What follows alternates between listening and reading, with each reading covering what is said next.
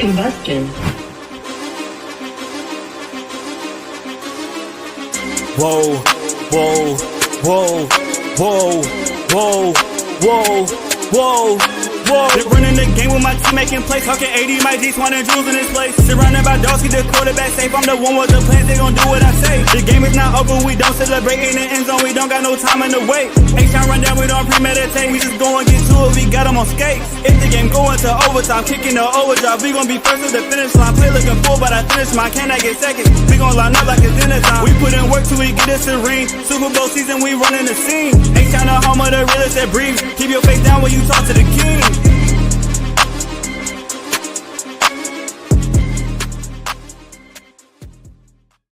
What up, y'all? Welcome back to another episode of the H-Town Rundown. This is your boy, AD. And I got my co-host in the building, Mike G. And, of course, we got our special guest. We got Jay, the moderate Texan. We got Rich P, the Texans fan in rehab. We got XO Intro. We got our boy, Frank Nitty, the host of Texans on 3. We got a few more people that's going to pop in. But y'all already know what it is, man. It is Victory Tuesday as the Houston Texans put that belt to ass on the Cowboys. Most definitely. On yesterday, 34-10. We killed the demons of the past where we couldn't score in the second half, and we finally scored a second half touchdown. Defense scored a touchdown in the second half. We kind of put the hopes and dreams of any Dallas Cowboys fan to bed. So it's just a wonderful day to be a Houston Texan fan. How are y'all feeling about yesterday's game? Absolutely wonderful, man. I just got back from Alaska, man. This is the best way for me to kind of get this home cooking. You know what I'm saying? The victory, the dub is always welcome. I was good on my prediction. I just missed my score. I predicted 39-13, so I was real close. But, man, I'm absolutely thrilled by this win. Hopefully we get this streak going, man. For sure. What about you, Mike G? Oh, man, that was awesome. Like you said, we, crushed those second half demons. I guess we kept Bobby Slowick in the locker room but hey, I was waiting for that one to hit. But now I'm very pleased with the results. Can't wait to dig into this film. Absolutely. What you got, XO? Oh, yeah, that XO. All right, XO sleep. All right. You forgot that mute button. What you got, XO? How you feel about the game? All right, Jay, how you feel about the game? y'all seen that show Cross on Amazon Prime? Alex Cross, yeah. There's a scene where he said there's a scene in it. It's the first episode. He said, Jesus Christ, my penis is bigger than yours. That's what happened. That's what I walked back into. You walk back into that. That's what happened. That's what we said. It's true. That's what she said to all them people in Dallas Cowboy land. I hate to say it, man, but we hit you with our dick is bigger than yours, and that's just how it is. Yep. Me personally, I was a little stressed out watching the game. In true Houston Texans fans fashion, it's like sometimes, man, we just can't. We was talking earlier, me and the guys was talking earlier, and I said, man, when you look at that final score and you see 34-10, I say, did we feel like we watched a 34-10 game? And it was like, nope. like we ended up doing what we needed to do, but there was so much that we get frustrated with as Texans fans while watching the game. Is because we know our team, and I don't know about what the rest of the nation may think, but I feel like our team is underachieving, right? So we know that there's a lot of problems we have, but I think the good news about that, I guess the bright side of that, the silver lining, is to be like, well, even with the issues that we have that us as personal fans know, I'm pretty sure people who look at the Texans from other cities and other states around the nation they probably thinking like, oh man, them boys they got a hell of a team, and probably looking at us as being like some spoiled fans or something. But it's like, no, it's like we just know that our team is really not even clicking on all cylinders yet. And if y'all think that they good now, wait till y'all see them when they clicking on all cylinders. Well, when they playing like we know that they can play. Y'all know that we know that they can play better than what they playing. Yeah, absolutely. I like what you did there talking about the silver lining. Mhm. But XO, are you there, brother? Are you there? You still Yeah, I'm here, man. Yeah, I'm here, man. flabbergasted by that, I'm I still don't flabbergasted even by want to repeat it. that wild ass statement. But I'm still flabbergasted at my offense in the second half.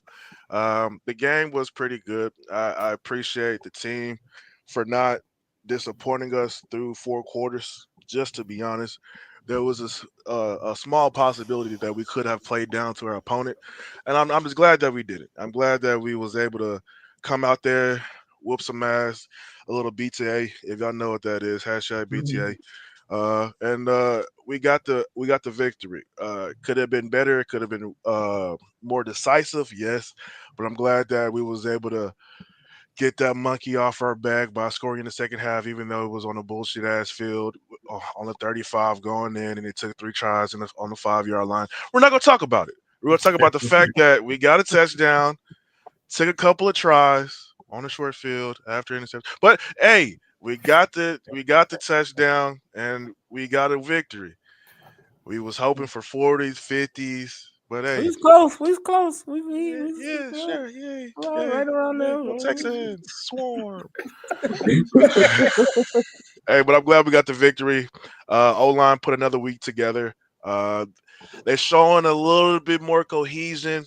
There's some still hiccups, but I attribute it to a center playing left guard that didn't get any left guard reps through OTAs, summer camp, fall camp, and through the season until last week, and to a left guard center combo that didn't play center throughout OTAs, but mostly left guard after not getting more live reps with a left guard that didn't play all last year, recovering from an injury. But yeah, we will say he's the for sure starter going into the year. But yeah, it's not a coaching problem or a leadership problem. It's a player problem. All right. But get into the film. Yeah, we're gonna go right into the film. I'm gonna leave my comment about the left guard position in totality to myself because it don't matter who there. Long as 78 next to him. That's a topic for another day, and it's gonna piss people off. Hashtag people off. But let's jump right into it. Here we go.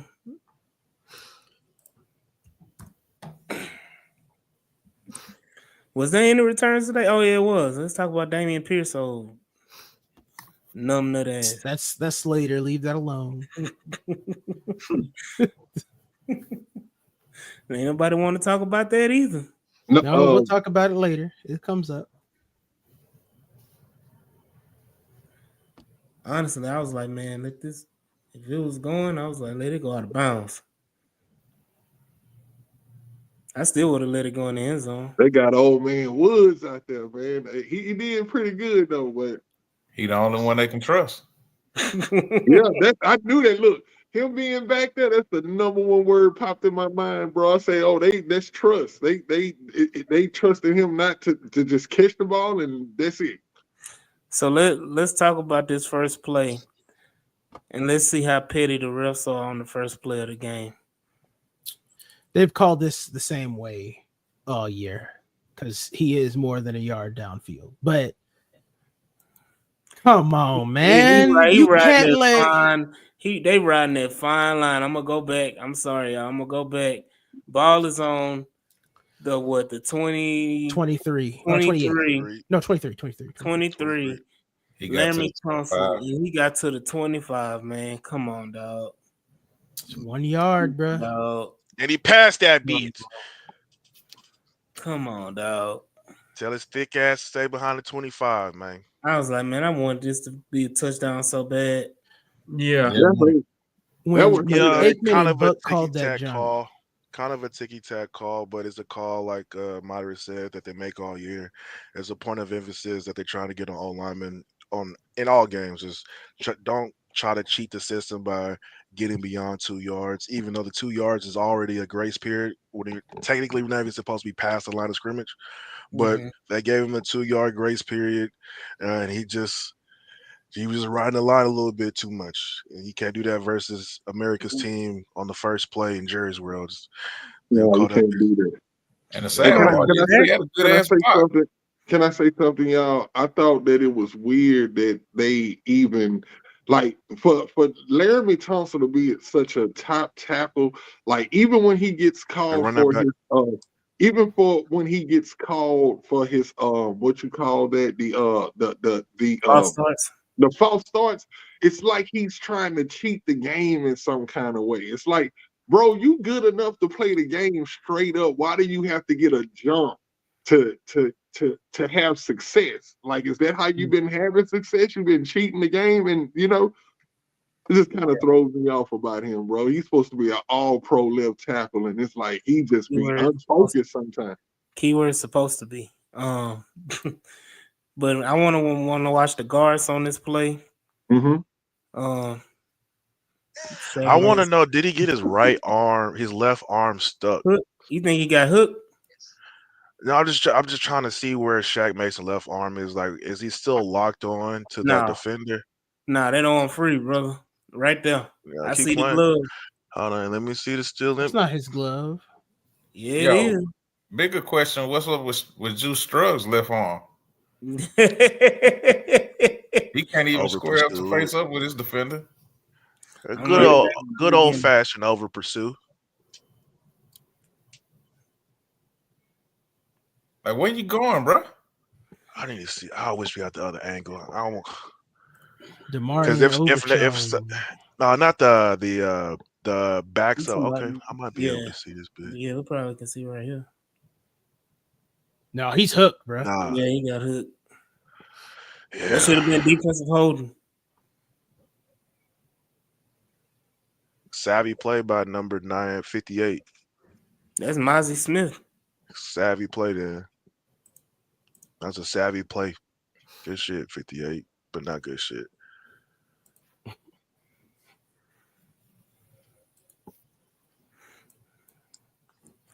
Shout out Daniel Barry.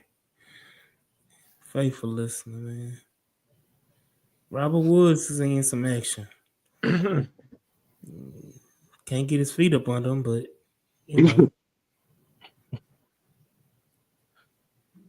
they hit all the tendency busters because this is for damn sure was a run play in the other game.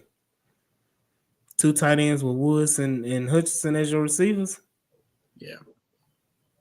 Bobby's starting to hear the talk, man. Bobby seeing the writing on the wall, man. Hey, Bobby got to be blind and deaf to not He hear either this. change up, he either got to change up or he gonna have to get on. He gone regardless, man. He gone regardless after this season. Quick question: would y'all just want to see Gerard Johnson or say guy Lee Case Keenum step up into being the OC, or would y'all want to just go another direction? I mean, that's the hierarchy right now. Hey, can Gerard you run that play back Johnson. too? So I'm saying, would y'all like to go get an OC To answer from your another question, team or something like that? I don't really know, to be honest with you. 1 second, I just want to see the route combos on this one. Yeah, I mean, if it were possible to steal Cohen from Tampa Bay or Ben Johnson from Detroit, I would There you immediately go. do Ben that. Johnson ain't going nowhere but a head coaching job. No, I That's know. it. I'm I'm just talking saying, about that's it. hypothetically, I would do it in a heartbeat. But I just get an experienced play caller, to be honest with you. Mm-hmm. If you do let Bobby go and don't try to bring back his services and try to promote from within with Gerard Johnson, you're promoting a guy that hasn't done play calling for a guy that's on year 2 of play calling. And so our problems with Bobby was that he showed inexperience at times, or not even inexperience. He just showed the fact that he's still year 2 and becoming a play caller. A good protection. I fucking love it. Great play call by Bobby right there. He had a very good game plan this game, and I can agree. Shout out to players finally fucking executing some plays. Like, Look at because that in the Oh my goodness, Mm. that was mean. Boy, dip. Get on that thing. run it back, baby. That was mean. I need y'all to understand Not that going jump nowhere. cut right there. But yeah, Go back on that. like Corey Berry is saying the fact that he probably not going anywhere. Like if he ends off the next 6 games looking like a competent offense or even better, they're going to run it back with that dog unless he gets a head coach an offer that he can't just like refuse. But he's good. I don't know. Well, if you promote Gerard, he's a play caller that hasn't called plays in the NFL yet.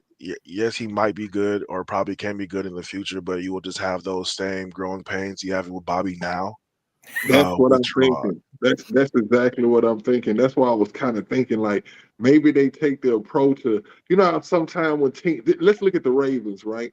You know, if you ever pay attention to the Ravens all season, they always get this new OC that's kind of old school that runs this kind of a thing and it's gonna make Lamar game, all of that. So I'm just wondering if they may just try to go after one of these old, like not necessarily old, but an experienced OC that, you know, they can come in and really like, you know, like they can put some experience, somebody with a name already. Like I don't know if I feel like with the window we have with CJ, we need to get a real OC in here. Like Bobby's not doing bad, and especially the game he called yesterday.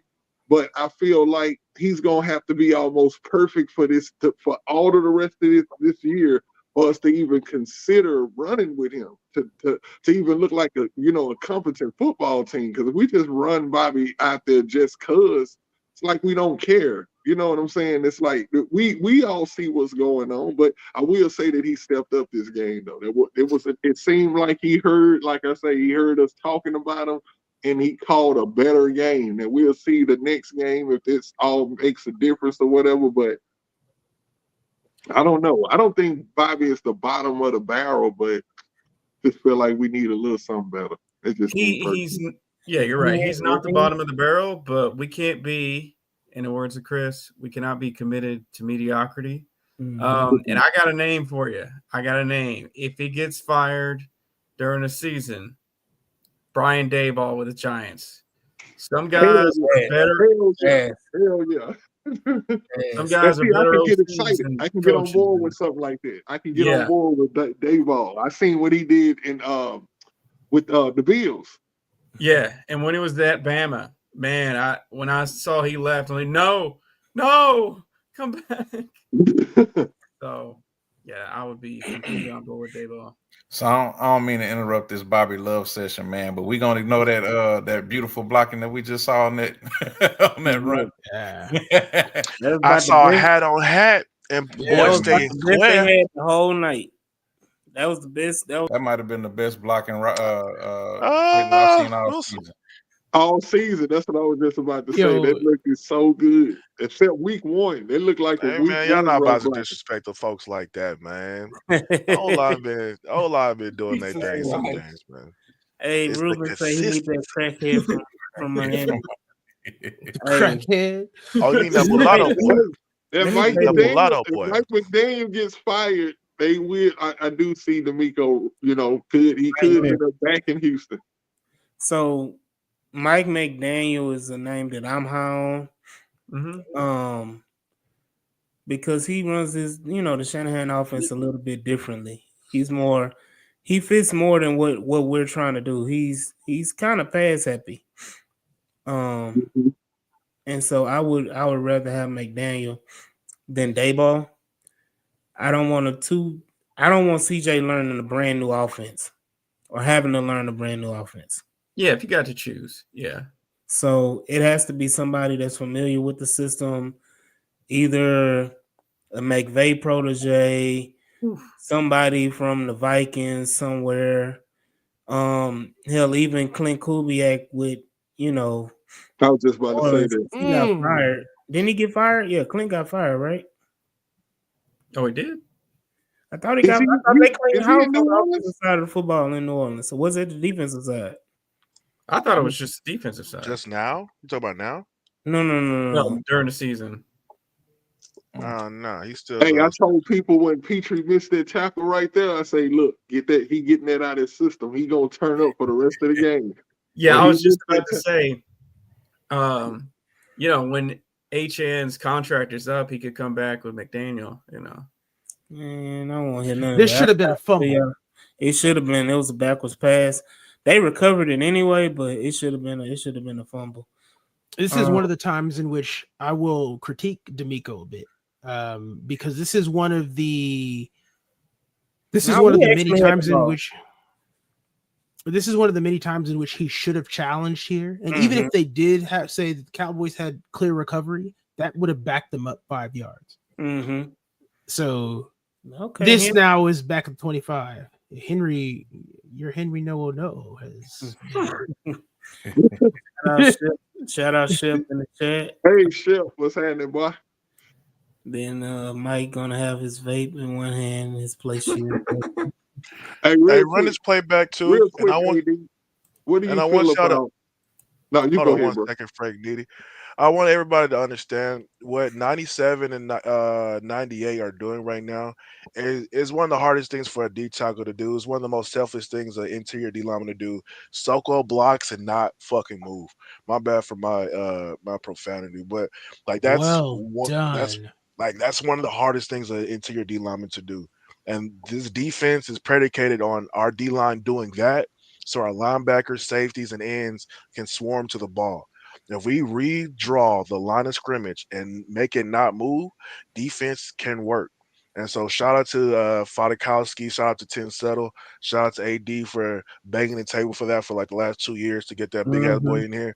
Because hey, they're making this D line work and they're making this defense work. So shout out to those guys. My bad, Frank. Go ahead. Mm-hmm. No, I was gonna ask a question about Noah when it comes to AD. Because, bro, we talk about it on the show all the time. We always bring you up because, you know, Henry has been clowning, man.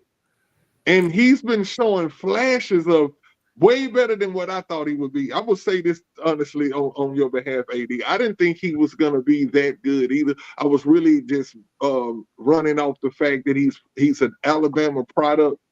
And I don't see too many players come out of Alabama and not be successful. I've seen it before, but not too many.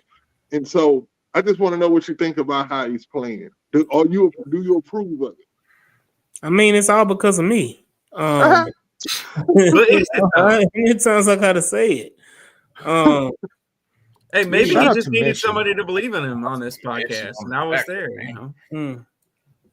A great tackle by Mitchell. Out the Kansas City get back. This is shades of Hunter Renfrow, if y'all remember that game that he saved that first down that should have happened. Which I'm still mad he's a free agent. Whoa, yeah, he is. Well, when Belichick takes another position, he'll have a job. So that's wild though that he still don't have a job. I think something happened. But as far as Henry's playing well. But I think if we look at this game a little bit further, Henry probably is hurt again. Another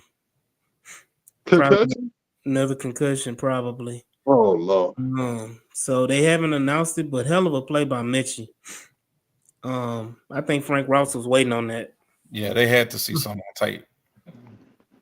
And I want to know what they seen on tape. Yeah, we know they're from Alabama. We knocked the shit out that boy from Florida. Exactly. Yeah. As soon as he did that, that's the play I thought about. I said, man, did you run this play back? My bad. Hold on. Shout out to Shaq Mason. A lot of people will say, hey, this is Shaq Mason get his ass whooped. I want you to know this is a hard play for an O-line not to lose on. Getting bull rushed and you anchoring and being solid enough to not let that really affect CJ. CJ all got to do, two steps to the right, to the left, and just walk up. I'm getting bull rushed by Gonaz, man, and he's not going anywhere. I'm just anchoring, and I'm saying, "Hey, where you going? Where you going? You're just exerting all this energy, doing shit, doing jack shit." My bad. Go ahead. What I Should will say, CJ have dumped that ball off to Stover? Man, yeah, that's all I'm seeing. That's what I saw. As soon as, ooh, this is not open. here, not right now.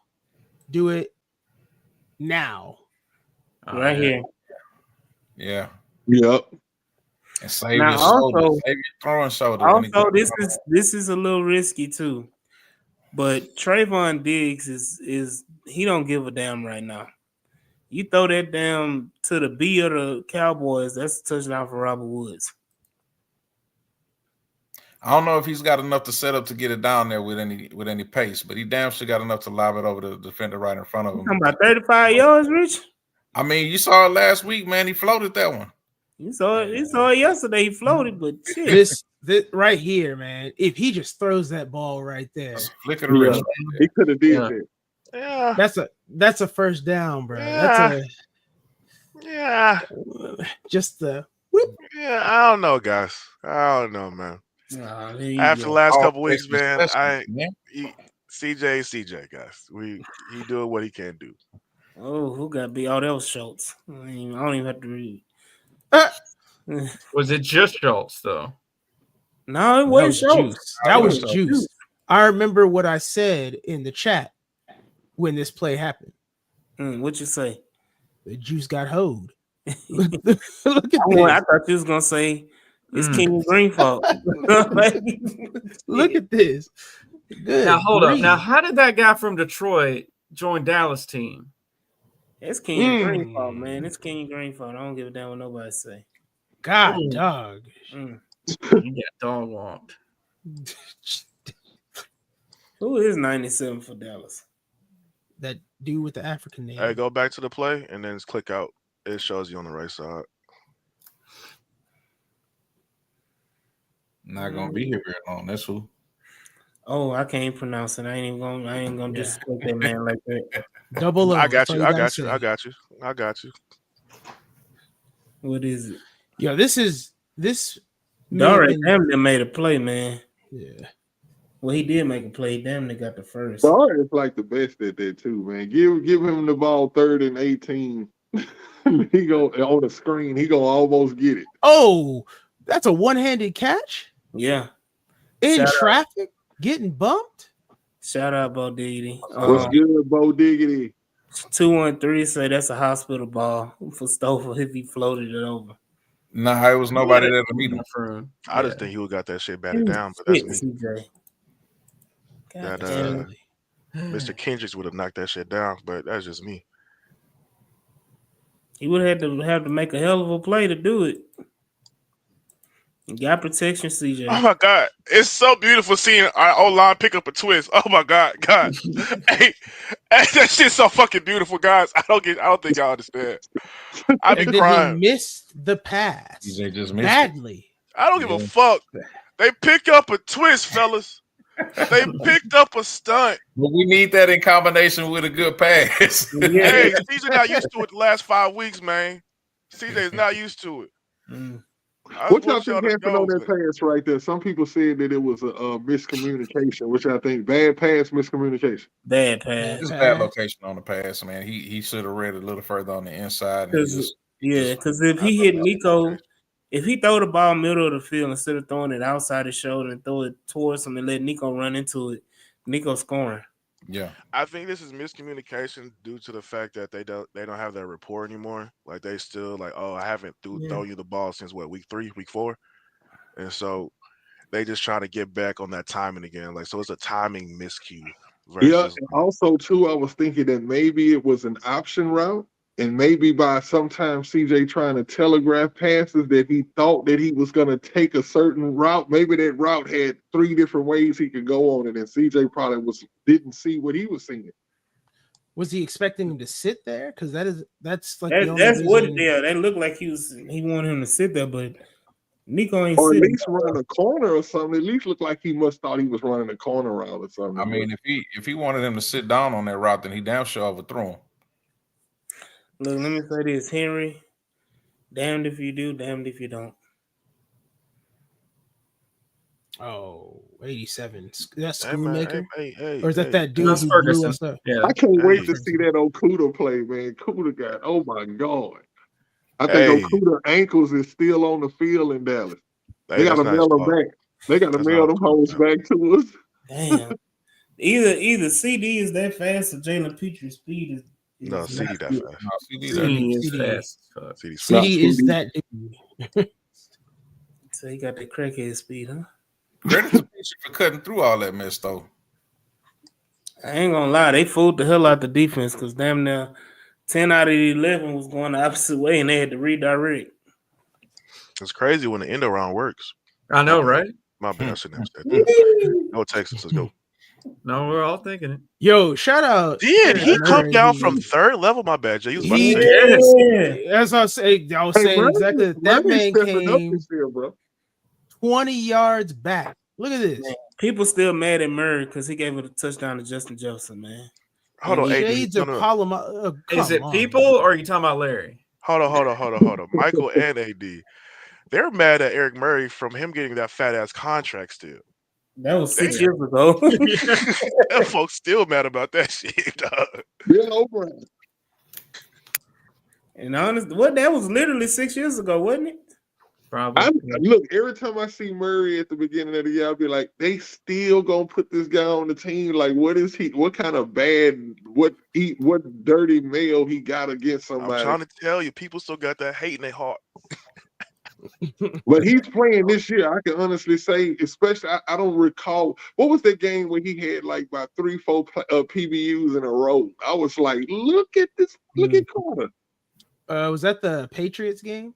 I think it was. Yeah, you're right. You're correct. I'm talking about he was out there playing like Ed Reed. I was You gonna get stung. My bad, Nate. Let me say I got this man's jersey for a reason. You mess with Derek, you gonna get stung, boy. Let me say this. If people say this is a bad pass and what CJ threw wasn't a bad pass, I don't know what y'all looking at because that's the same damn pass. Now he got actually on this play right here by Rush. He actually they it's almost you ever see the offense do pick plays? This was actually a defensive pick play where one of the defensive players ran into the wide receiver that's actually running the route, and so the wide receiver couldn't get to the pass. Yeah, it was legal though. Yeah, it was totally legal. To be honest, I had never seen that though. I didn't know the defense could do. The defense has a right to the position, so they got all the way make that kind of contact. They got until the 36-yard line. Give me 1 second. Let me add Patton. Patton, you there? Yeah. What's good, everybody? What's happening?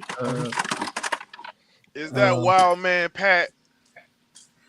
Yeah, man. I thought that somebody had got to you. They did, but I had to get up out of there. Oh.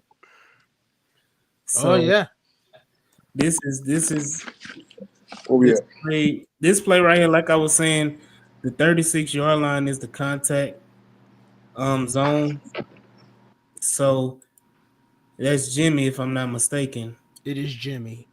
Jimmy makes the contact literally right at the 36-yard line. So it's borderline for that illegal contact and all that.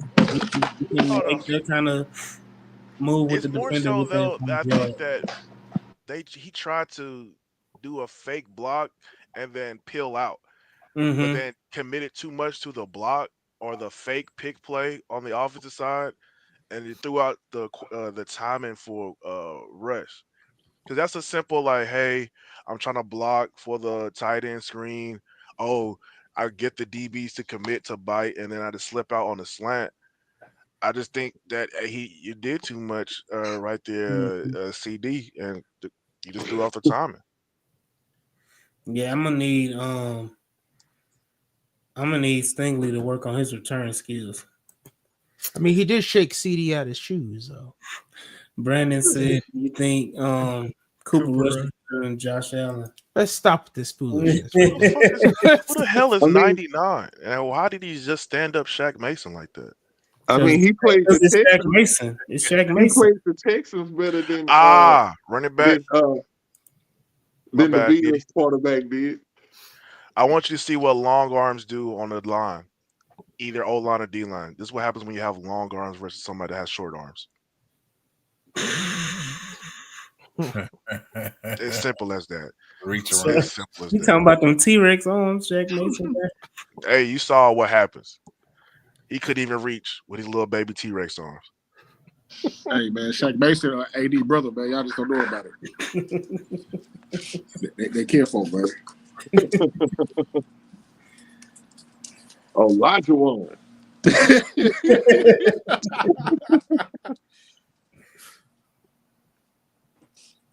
They try to do another dumbass stunt, didn't work. I watched Titus wrap his arm around that man's midline like it was his wife or something. He better. They only got one good pass rusher. Offside. They got two. All game. You got two pass rushers. Who Who the other one? did he play this game? Yeah, Overshown and Oh, you talking about Larson. fucking Overshawn? I think you talking about You Lawrence. talking about the OLB, the star backer that they couldn't Overshown figure out? pretty Larson's an famous, OLB. Bro, he just like Micah. They don't know where to put him. He too light to put a hand in dirt. I know. You Too know what? big. I know somebody who know where to put him. Sure. I'm talking about D'Amico Ryans. Cause y'all already know, man. He coming to Houston. Stop He it. ain't going nowhere. Stop this He foolishness. just Stop got- it. You talking about He Michael? old rookie contract. Yeah, You y'all talking know, about Michael? Michael's gonna be a Houston Texan, man. Stop He it. looked like he Oh, wanted to be in Houston so bad last night. Like you can see it. You can see it in his face. He like, bro, these my brothers. I'm gonna be playing with y'all next year. That's what happened when you Hey, rode with hey. CJ all summer. I'm gonna say it like this right now. I am against Micah, however you say his name, coming up. Mm. What? Stamp that. I just mean, don't want my Maga team. Mixon has worked out so well, though. I mean, You don't that's want Maga Parsons too? I mean, to Great me, pocket. I feel like Parsons. Great pocket by our O line. Where Great would we pocket by our O put him line. at?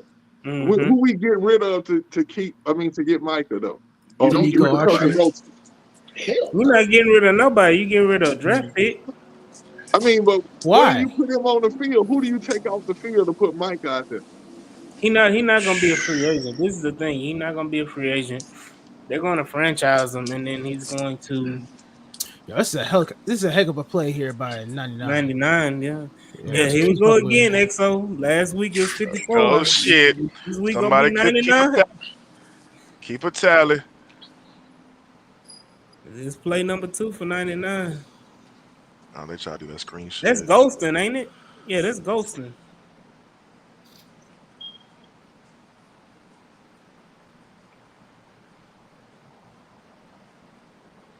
Yo, Mixon was just I'm telling you, he run different. He run Nixon was the That's best a real pickup we could heavy ever runner. have, bro. Yeah, thank you, Cincinnati. I said it when we first got him. We was having a conversation earlier. Hold on, my bad, us and the Pat. guys. Did I just watch Schultz fucking seal a block? My bad. Continue. Look, me, Shep, and Nitty was talking earlier about the difference between Saquon and Joe, and we all feel like Saquon may be the better player, but Joe was the player we needed. Like he fit us perfectly. Like he's the guy that's like getting us together. My bad, if Pat.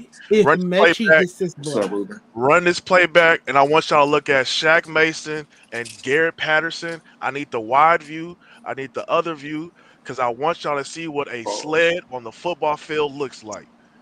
Because nigga, I haven't seen this in so long. I watched somebody get drove back.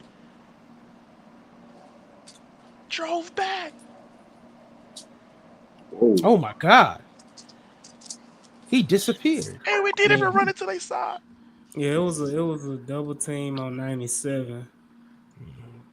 And push that boy back to the second level. Gigi, sit down, mama.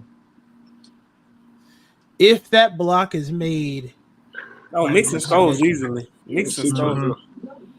But my bad, Pat, what you were saying about him versus Saquon? Saquon is. I feel like he's a better player overall, But they're like 1A, 1A, 1B for me. But like mixing mentality is what we needed. Like Saquon's not gonna call a team meeting and players only. He's not gonna hold guys accountable. Like, Let me say this: we got lucky, but I almost thought it was a fumble. no bullshit. Yeah. I did too. I did too. I'm not gonna lie. I said, damn, they gonna look back at this shit and they finna say he fumbled this out of bounds touchback. It was close as hell. Then went right out. It would have been a touchback.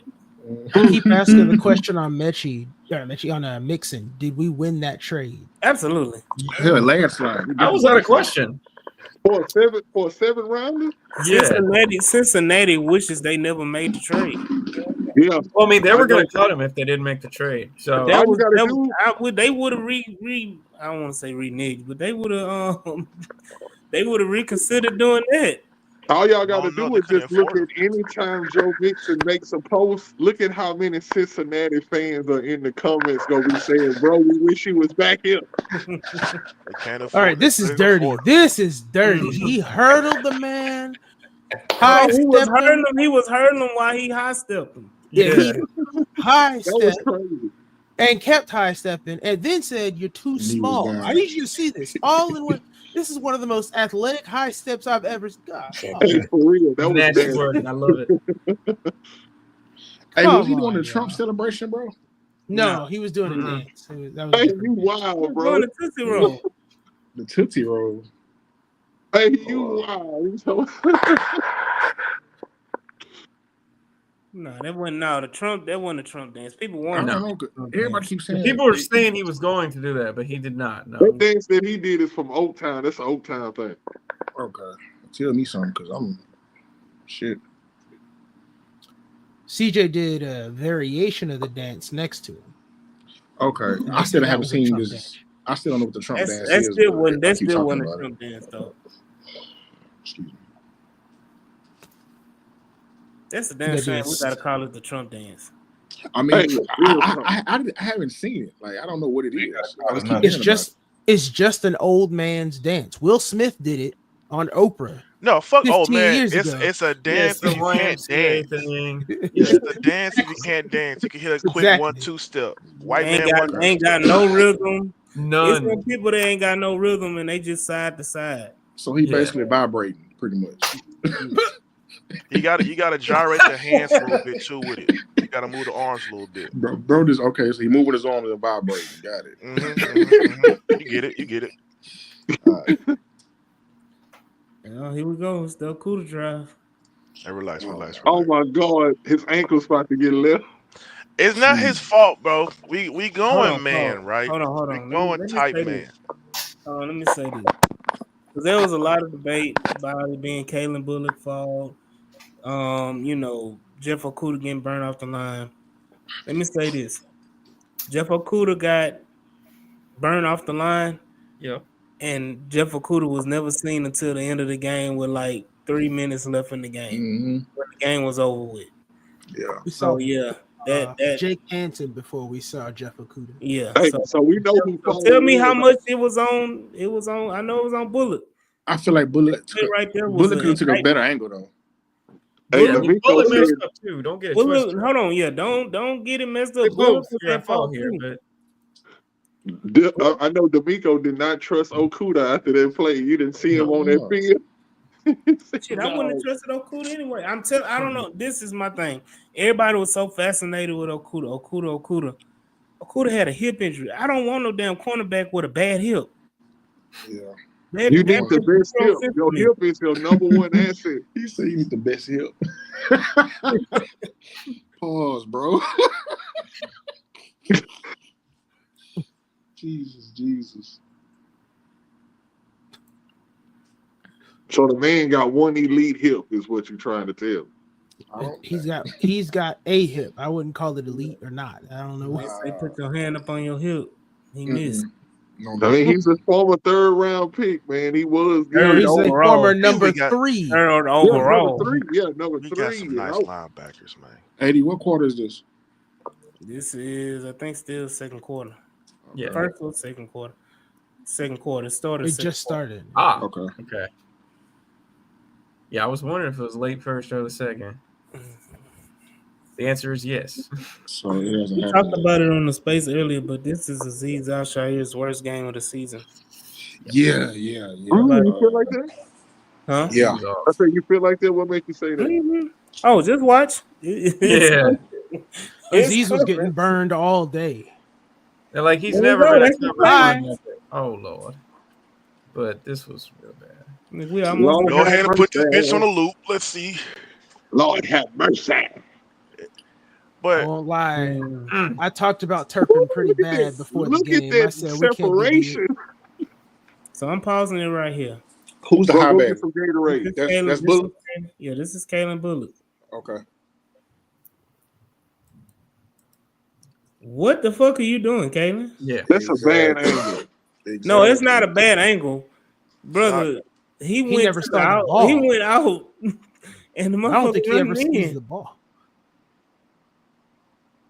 He can't He's see looking- where You the don't think he ball saw is. the ball? Yeah, I don't think he ever sees the ball. I think he doesn't see it until So Turpin's. Yeah, let you me don't see say it till this then. also. started running. Yeah. That makes sense. The So way let he me looked, say- he can't see the ball. He can't be looking at the ball. Let me say this: even if you ain't looking at the ball, who the fuck you looking at? I got If two you can't things. see the ball, and you see this motherfucker running this way, Yeah. what the fuck you doing?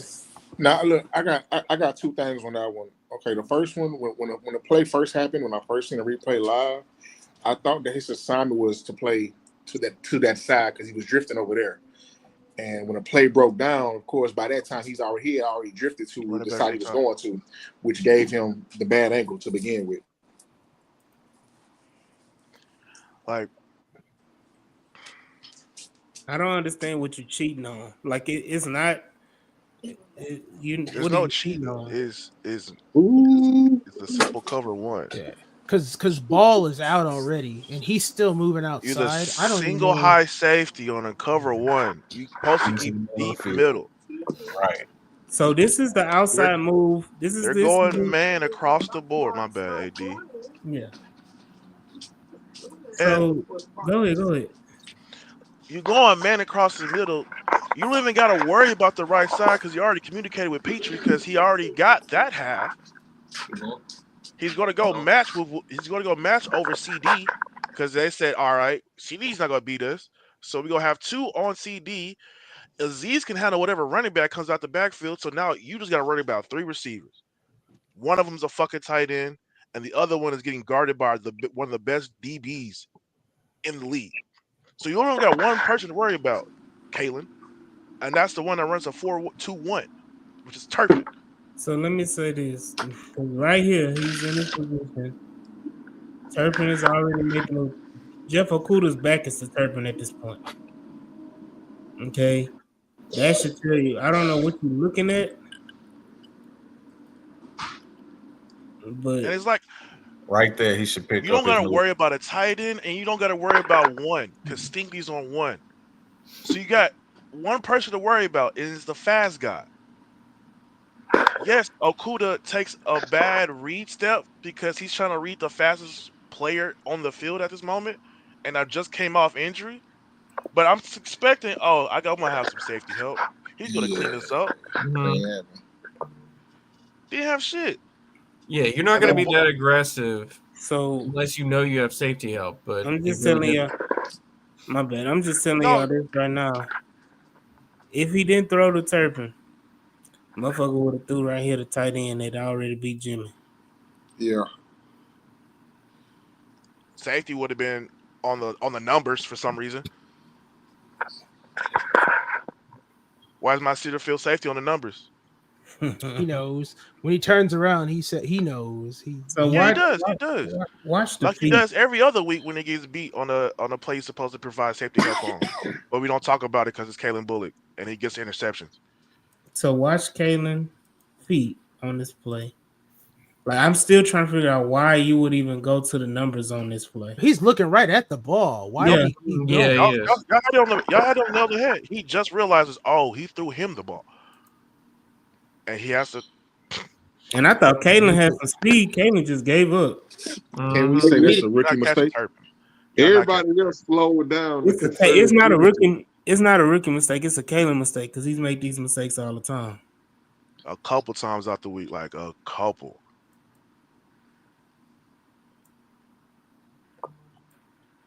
I'm bad, crazy. I mean, who's look, Corey? I ain't gonna lie, bro. If you can't see that this dude got beat out his shoes, bro, I'm talking about that route was so crisp it separated him 10 yards away from Okuda. So like It's we're still not but blaming him. he might have gotten. Yeah, he did mess up, but it's still not supposed to be a touchdown. Right. Oh no, it's not supposed to be a touchdown at all. But he beat the shit out of Okuda though. Yeah, I agree with who was it, Brando? I think that was his responsibility to go over. Yes, the Damian Pierce play. Let me get on my soapbox. And we didn't see him again. Let me get on my soapbox right quick. That's one thing I like about DeVito. Hey, let me say this, man.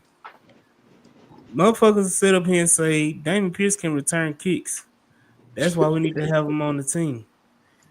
When you watch this shit right here and tell me he need to be on this team. Damian Pierce has missed 8 games out of 10. Like, Damian Pierce is not a reliable player. At this point, he needs to be gone. He can't provide anything to this offense. And if he doing this shit on kickoff return, he can't provide anything to the team, period. This is a funny Yes, kick, he can, AD. He's lovable, so we can put on one place. Fuck all that, man. No, he could be Toro, bro. Jay, what you was saying? He said the mascot. Get the fuck out of here, Frank. Put him in the Toro. already got that on Frank, lock. you disrespectful, Frank. I was ready to put his ass in HEB. Push Let me say this. Jesus. If Toro got a contract, no. Damian Pierce don't need one either. Well, yeah, as a person that was saying, like, hey, Damian Pierce can still do something on this team. After that one, I was like, bro. I like him as a running back still. No, like I still like him as I still like running backs on kick return. I don't like him as a running back, brother. He do shit like this. He jumped. Yeah, I can't excuse this. I can't try to explain it. Hold on. Wait. I gotta blame Robert Woods then. If they gonna be switching assignments back there, Robert is the trusted one. Unless this was like some sort of, hit your shot, man. I don't know, man. That's what it was. Hey, man, hit your shot. What killed me was him jumping to catch that bitch. I put that bitch in the chat. I'm like, ain't no way this nigga just jumped. Then Brandon say, then we'll be asking why Toro's on. Shout out to Brandon, bro. For real, Brandon. That's for real. Mixon. This dude just got to run through a motherfucker's face. Excuse my French. I had to catch myself. It's nothing that Will Anderson ain't said. Mention like Diggs called Mixon on that play.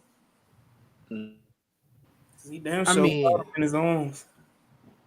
Yeah, I think if we get rid of the DP, Will gonna take his number. Nah, he like. I mean, I don't know how much he. Just a question. They called this on 28. On Mixon. Yeah, they said he moved so. I thought they called it on PLT. And on the man who has made that penalty his own. Come on, Larry Tunsil. Nah, that was so disrespectful. It was 2 like false starts and like illegal formations. They put the camera right on Laramie. Hey, let me say that. They're gonna stop calling to the false start. They're gonna say flag on the play, Larry Tunsil. That's it. Yeah, that's it, bro. The LT flag. Damn.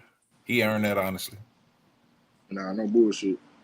It's like I've never seen somebody who's supposed to have that much talent try to just cheat off the ball so much. Maybe that's what his thing is. I don't know. It's got to be, right? If he's just getting all these false starts all the time, his main thing is to try to get off the ball early. Back. Hey, so I want to address what you said because Troy Aikman kept talking. He kept talking about that all night. Why is Stroud throwing this down like that? Like his player has open field. If he throws it, the guy's off to the races.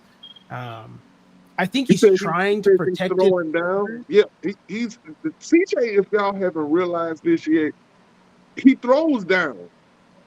He keeps his balls low a lot of the time. So if you go look at a lot of his passes from last year, he throws low a lot. I don't know why he does that, and that's why a lot of the times you see Tank going down to the ground catching balls. Like just if you pay attention to it, CJ, I don't know if it's a protection thing, like you're saying, but he throws a lot of balls down. So when it comes to balls being thrown lower to the ground, that's a mechanical issue. That's a footwork issue. That's all that is. He needs to go back to grinding and getting his footwork together. So he doesn't throw those passes low like that. But CJ's supposed to be a ball placement specialist. Exactly. That's why it's so weird when you see it happen. You're like, oh, he did that on purpose. But damn, Patterson. This may be one of the. This is again. Mixon just tore the Cowboys up. Yeah, I want to watch Patterson on this play.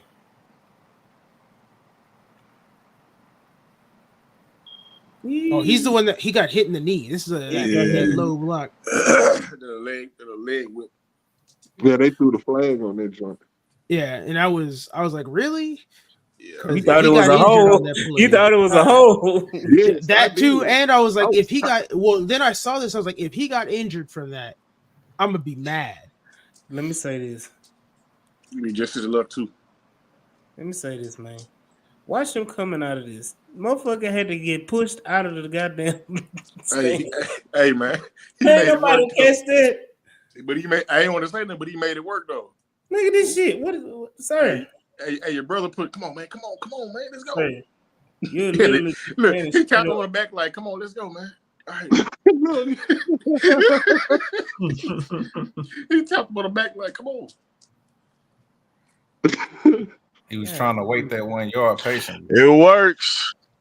It works. Hey, I'm gonna say this about Patterson. Doesn't matter anymore. I can't even critique shit anymore because it's like whatever fucking works, make it work at this point in time. What you got, Pat? I'm gonna say this about Patterson, man. He has to go to finish this season, however we finish as a center, and going into the off season, he got to bulk up and get his mind right to be our center going into next year. Because we're gonna draft guards, maybe a center, but we definitely gonna draft the guard. And I don't see us drafting over. Yeah, dude, I'm saying our draft is gonna be so vanilla. It's gonna be interior alignment on both sides of the ball. It don't need to be because they need to go ahead and get another weapon on defense and offense.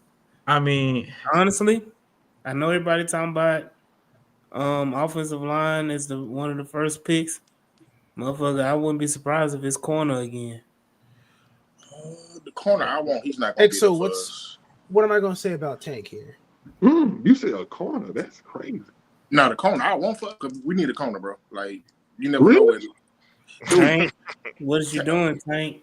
Last year, trying to make something out of nothing. Y'all got Kamari and Stingley out there, bro. Hold on, he trying to make something out of nothing. Not too much of my boy Tank.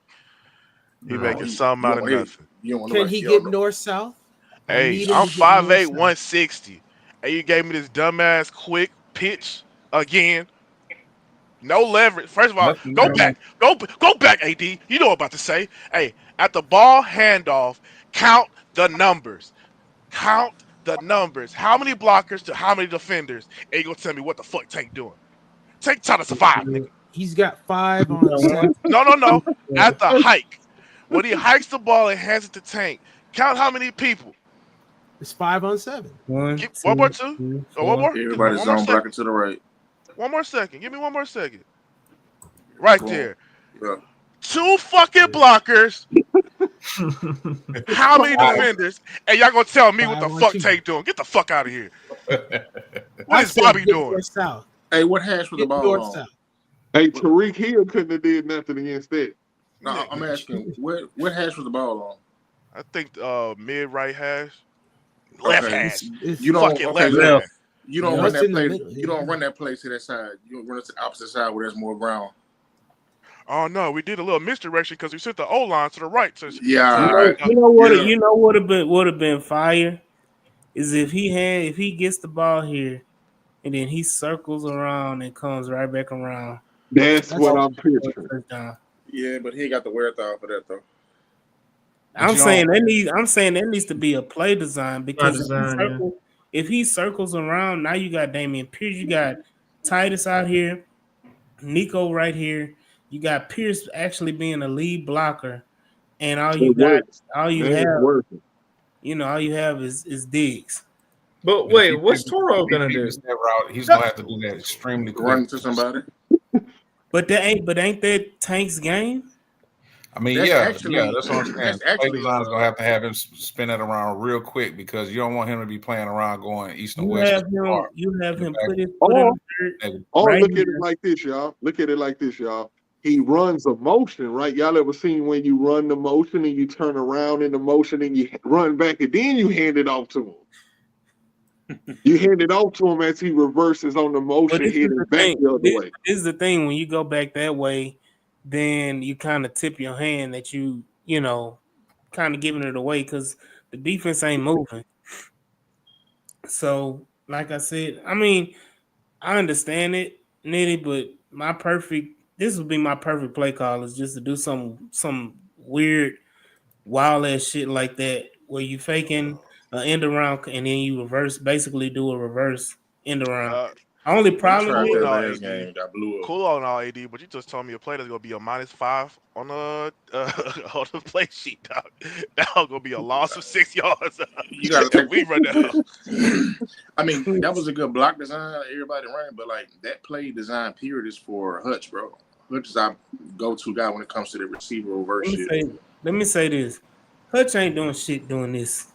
I trust Hutch better than I trust Tank. Like, I don't care. Look at the numbers, guys. Dude, but Hutch this is started bigger. because y'all said, "What is Tank doing?" Look at what. Hold on. He said, "Hold on." Pan said he gonna run somebody over. You still got 4 other motherfuckers. Hey, dude, that's some yards, bro. I'm saying like if the goal is to get positive yards and not to get the player injured. Positive yards on the goal. He got 2 yards on the play. On the play that was dead in the water. Yeah, he got more than 2. Actually 4. No, he got 2. He got 2 because go back. The ball is on the 14. Okay. He gets to 12. And Tank gets inside the 10. Shout out to Tank. Y'all was talking shit, and the nigga had to explain some shit. Tank gets to the 8. Yeah, it's a 6-yard game. Yeah. On some bullshit. Same play. On a bullshit ass play, Bobby. Yeah. My bad. I can't blame Bobby. It's an entire O line. Niggas don't execute shit like that. Ooh. Overshown did get shook out of his shoes. Like, hey, my bad. This is what Bobby drew up on the play. He knew exactly what Tank was gonna do. He was my bad. Niggas pissed me off. Talking about niggas got you really could be mad if you knew how I feel about Tank. Hell of a play by Hooker though. Look at Schultz on this play. Look at this dumbass pitch play. My bad. I'm sorry, Jay. Yeah, that pitch looked stupid. I said it when it happened. I'm like, that didn't look right. It looked like a play we wasn't supposed to fucking run. Ole. Hey, what else? Look at Schultz. Hey, pause it right here. Go back and pause it because I'm trying to see why Juice is on the ground. I'm looking at Patterson on the ground. Patterson on the ground. Hey. I'm trying to see why folks on the ground and shit. All right. Overshawn about to blow his. Right, pause it right here. Hey, what? If y'all 28, y'all MAGA Joe, what the fuck y'all doing right here? If that's you, what you doing, guys? Supposed to run outside, dog. He did run outside. And then trying what? to do something. I try to do something. I'm seeing 4 niggas in my face and no blue jerseys. But go back and see Juice is just on the ground. 97 beat him, which is how Juice got on the ground. 58 beat his 50, ass. Yeah, no. That's Mozzie. 58. Mozzie Smith. 58 pushed him down. Just chunked his ass. Shit. Man, that's a big boy, man. Go blue. And then Patterson just got spin around. It's almost like the block he tried to make where he just falling out of his stance. But go look at Schultz, who at Yeah, the end of this Olay. play is like, "What are you doing?" Olay. Oh, That's that's why I what was singing Olay. Ole. And Schultz, man, he going whiff, man. Where's Larry at? Because we need Larry to talk about this. Oh my lord! Oh my fucking Goddamn, lord! 86. Tackle there by Hooker. That was such a dumb play. That was just such a dumb play. So much momentum lost. Guess what, guys? We'll do what we do best. Get 3 points. Let's get 3 points. Yeah, I needed them 3 points though, because BT needed. Never mind. Yeah. Boys got a delay game. This the second one, mind you. Twice on the punt. Townsend. It wasn't on Townsend. They gave him the flag. Yeah, because he's the one getting the ball. Just same reason why the quarterback gets the penalty on the leg game. So let me ask you this: would you rather take the 5 yards and a potentially missed kick? No. You don't do anything on. I don't add yards to anything in the kicking game. Whether it's punting or kicking, I'm not adding no yards nowhere. I mean, by being that close is a chip shot, but Cam is. I don't want to say he's shaky, but he's at that point where he makes his kicks, and he's bound to miss a few here and a few there. But for the most part, Cam is always an automatic. Wasn't this particular play though, that particular kick, delay a game because the Cowboys called a timeout prior, and then Kaimi went back to the sideline to start kicking. He had to run back on the field, and he ran back on the field late because he realized it was a 30-second timeout, not the full timeout. And then the first one was because they was up there. Everybody was trying to dance with Joe Mixon in the end zone, and nobody was getting set. And by the time everybody got set, delay a game.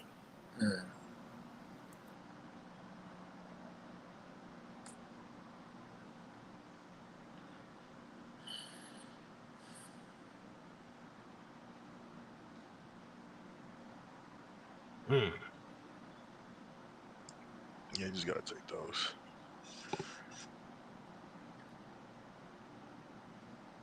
AD, when you gonna put that Tora jersey on, man?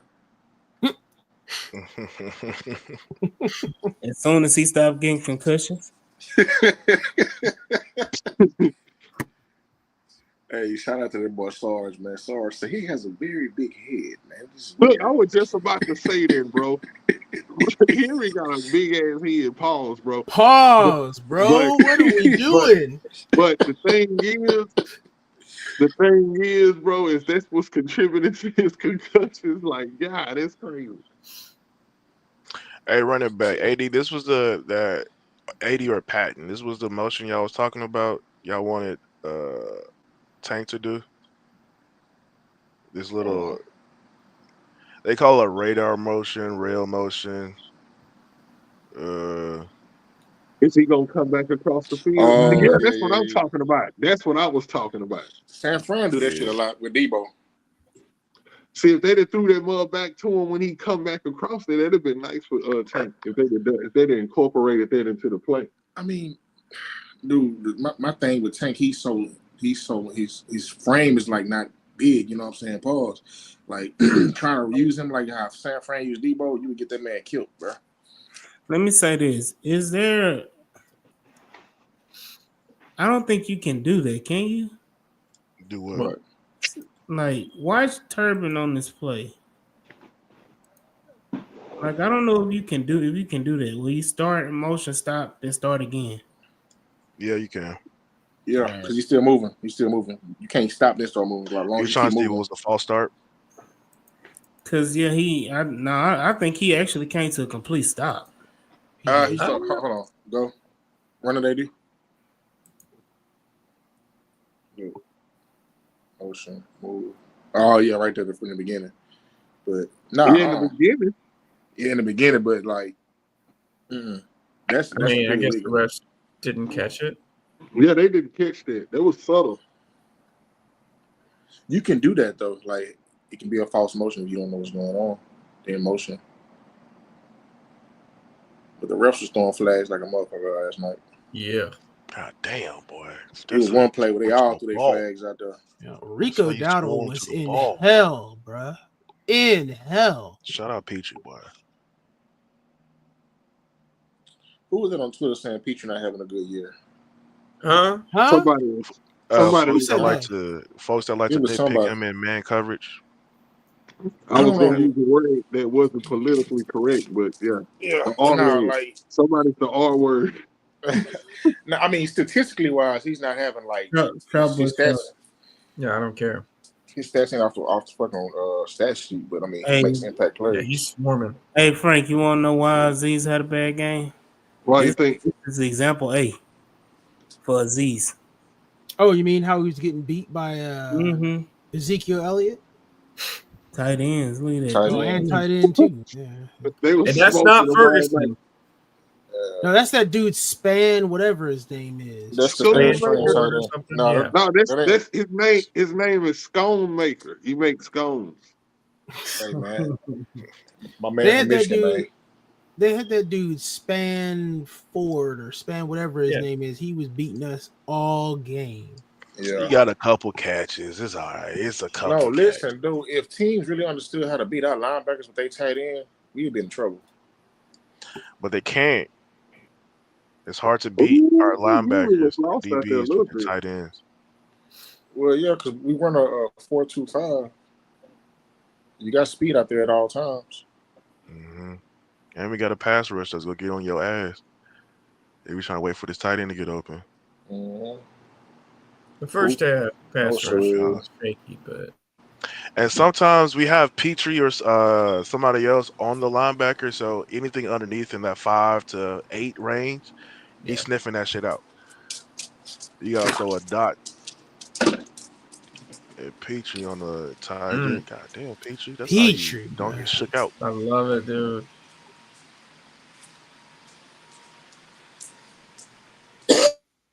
Watching Petrie in that role is awesome. He might not be able to cover a seam up 30 yards and man, but he can do everything else, guys. Can't get mad at him for not being a corner because he's not a fucking corner,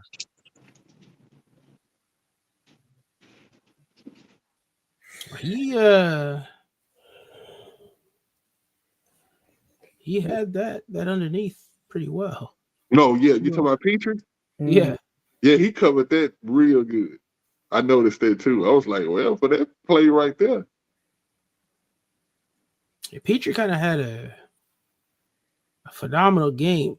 I'm a little upset because they only credited us with one fumble on the defense, but they should have had two on the same play. Yep. Oh, they didn't give them 2 fumbles on that play? No, That's ridiculous. That's exactly what it was. Because Guyton recovered the ball, had possession, took 3 steps, and got blown up by a man half his weight.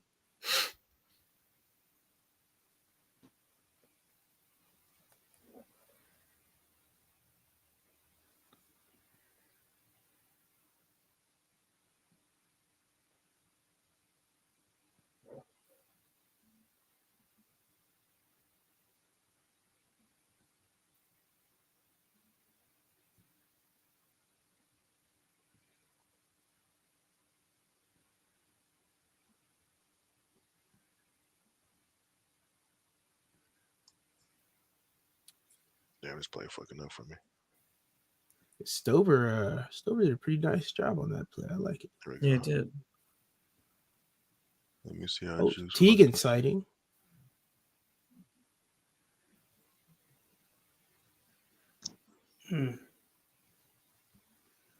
Good shit, tight ends. I can't bitch at you on that play. Good job. Because there's Schultz wasn't in on that play. It was Teagan and Stover. He showed effort. I love it. What the fuck? Oh, that's just a blitz off the edge. Yeah. And they just slide protected right.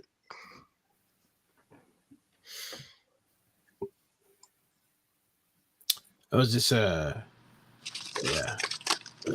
Yeah, just like that's a good defensive play call for our slide protection.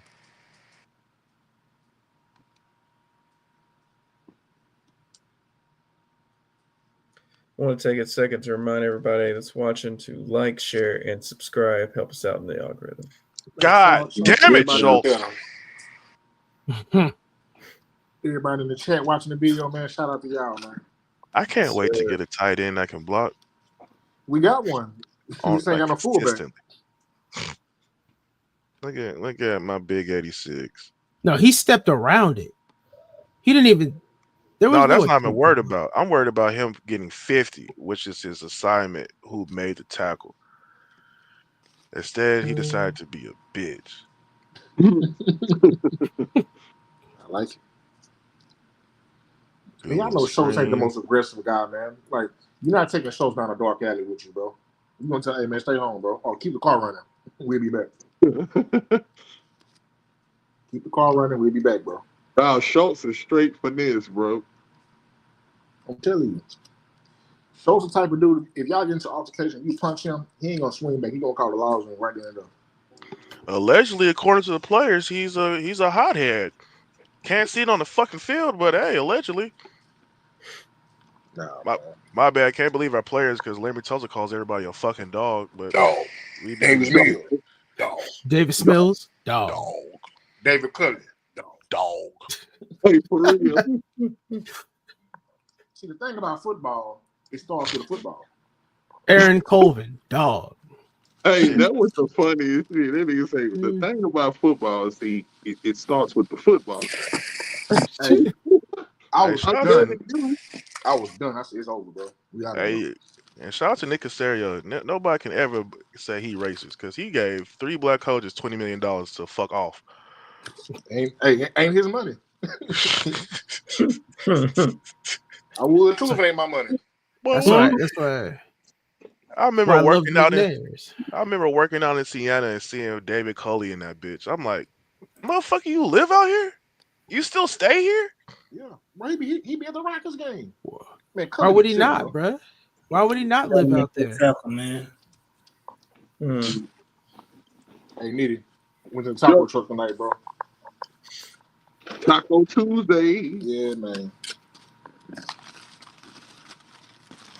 Who's on that tackle? Who came around and was on that tackle? There was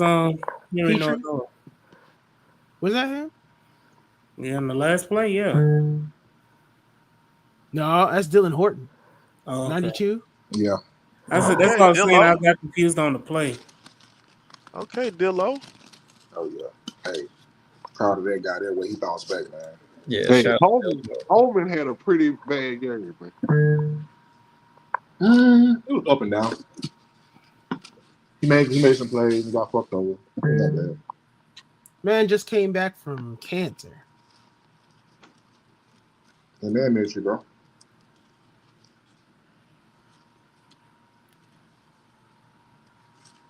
I think Horton is like you say he just came back from what?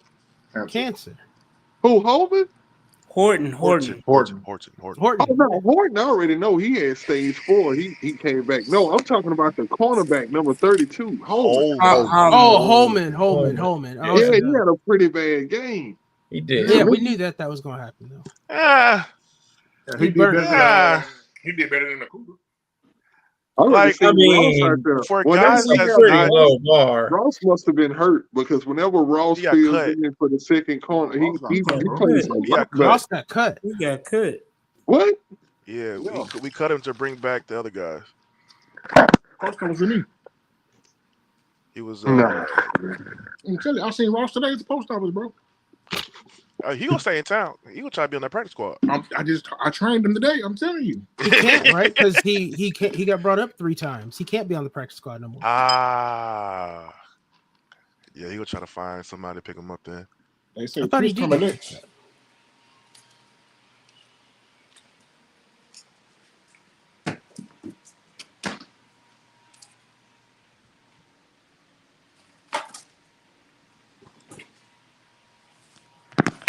How many yards did Super Rush finish with, y'all? 354. Oh my God! See, that's too much for a quarterback like him. How many did He threw the Josh ball Allen? 55 times. How many And did he Josh had Allen finish the game with when we played Buffalo? Two. Oh, with Jared Goff or Josh No, Josh Josh Allen. Allen when we played Buffalo. He had like 200, less than He 200. didn't even, right? he didn't have 200 yards Like passing. 170 or something like Yeah, that. So Rush 131. had a better game against us than Josh Allen. Rush had the best in terms of passing yards. Rush had the best game against us that He any also quarterback this season has. But he threw- also threw the ball 55 times. 50, say that, please. 'Cause that's Because- the so- best that, please. Because he threw the ball 55 times because they couldn't run the ball because Rico Dowdle ran for 1.9 yards a carry. That nigga Josh Allen was 9 for 30.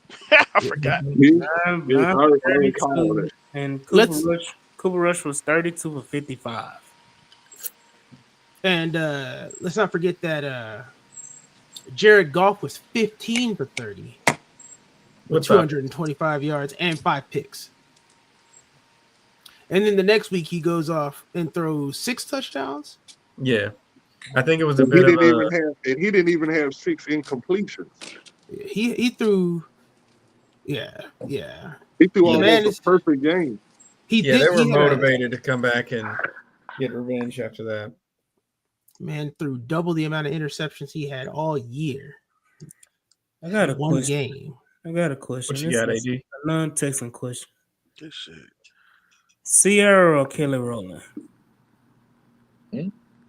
I'm going back to watching film, man. Stop playing, man.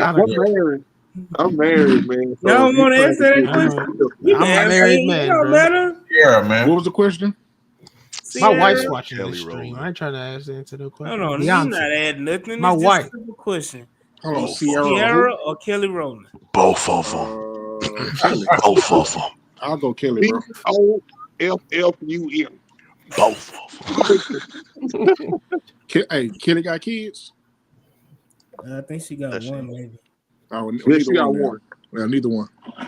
He said neither one. Yeah. I don't got time for the problems. Yeah. I ain't trying to deal with future like that. Sierra. I mean, she give me Little they give me a delay, feature. Yeah, I'm you gonna know go what I'm saying? Sierra. I'm gonna do what I gotta do, you know what I'm saying, for that feature, but hey, you know. 213 say Kelly easily. It's my wife's name too, so Shout out. If I wasn't married, I would say that. I would say Kelly. Kelly is a better. Just I don't know. Matter of fact, let me go ask my wife real quick. he said, You better go ask her, can you answer the question?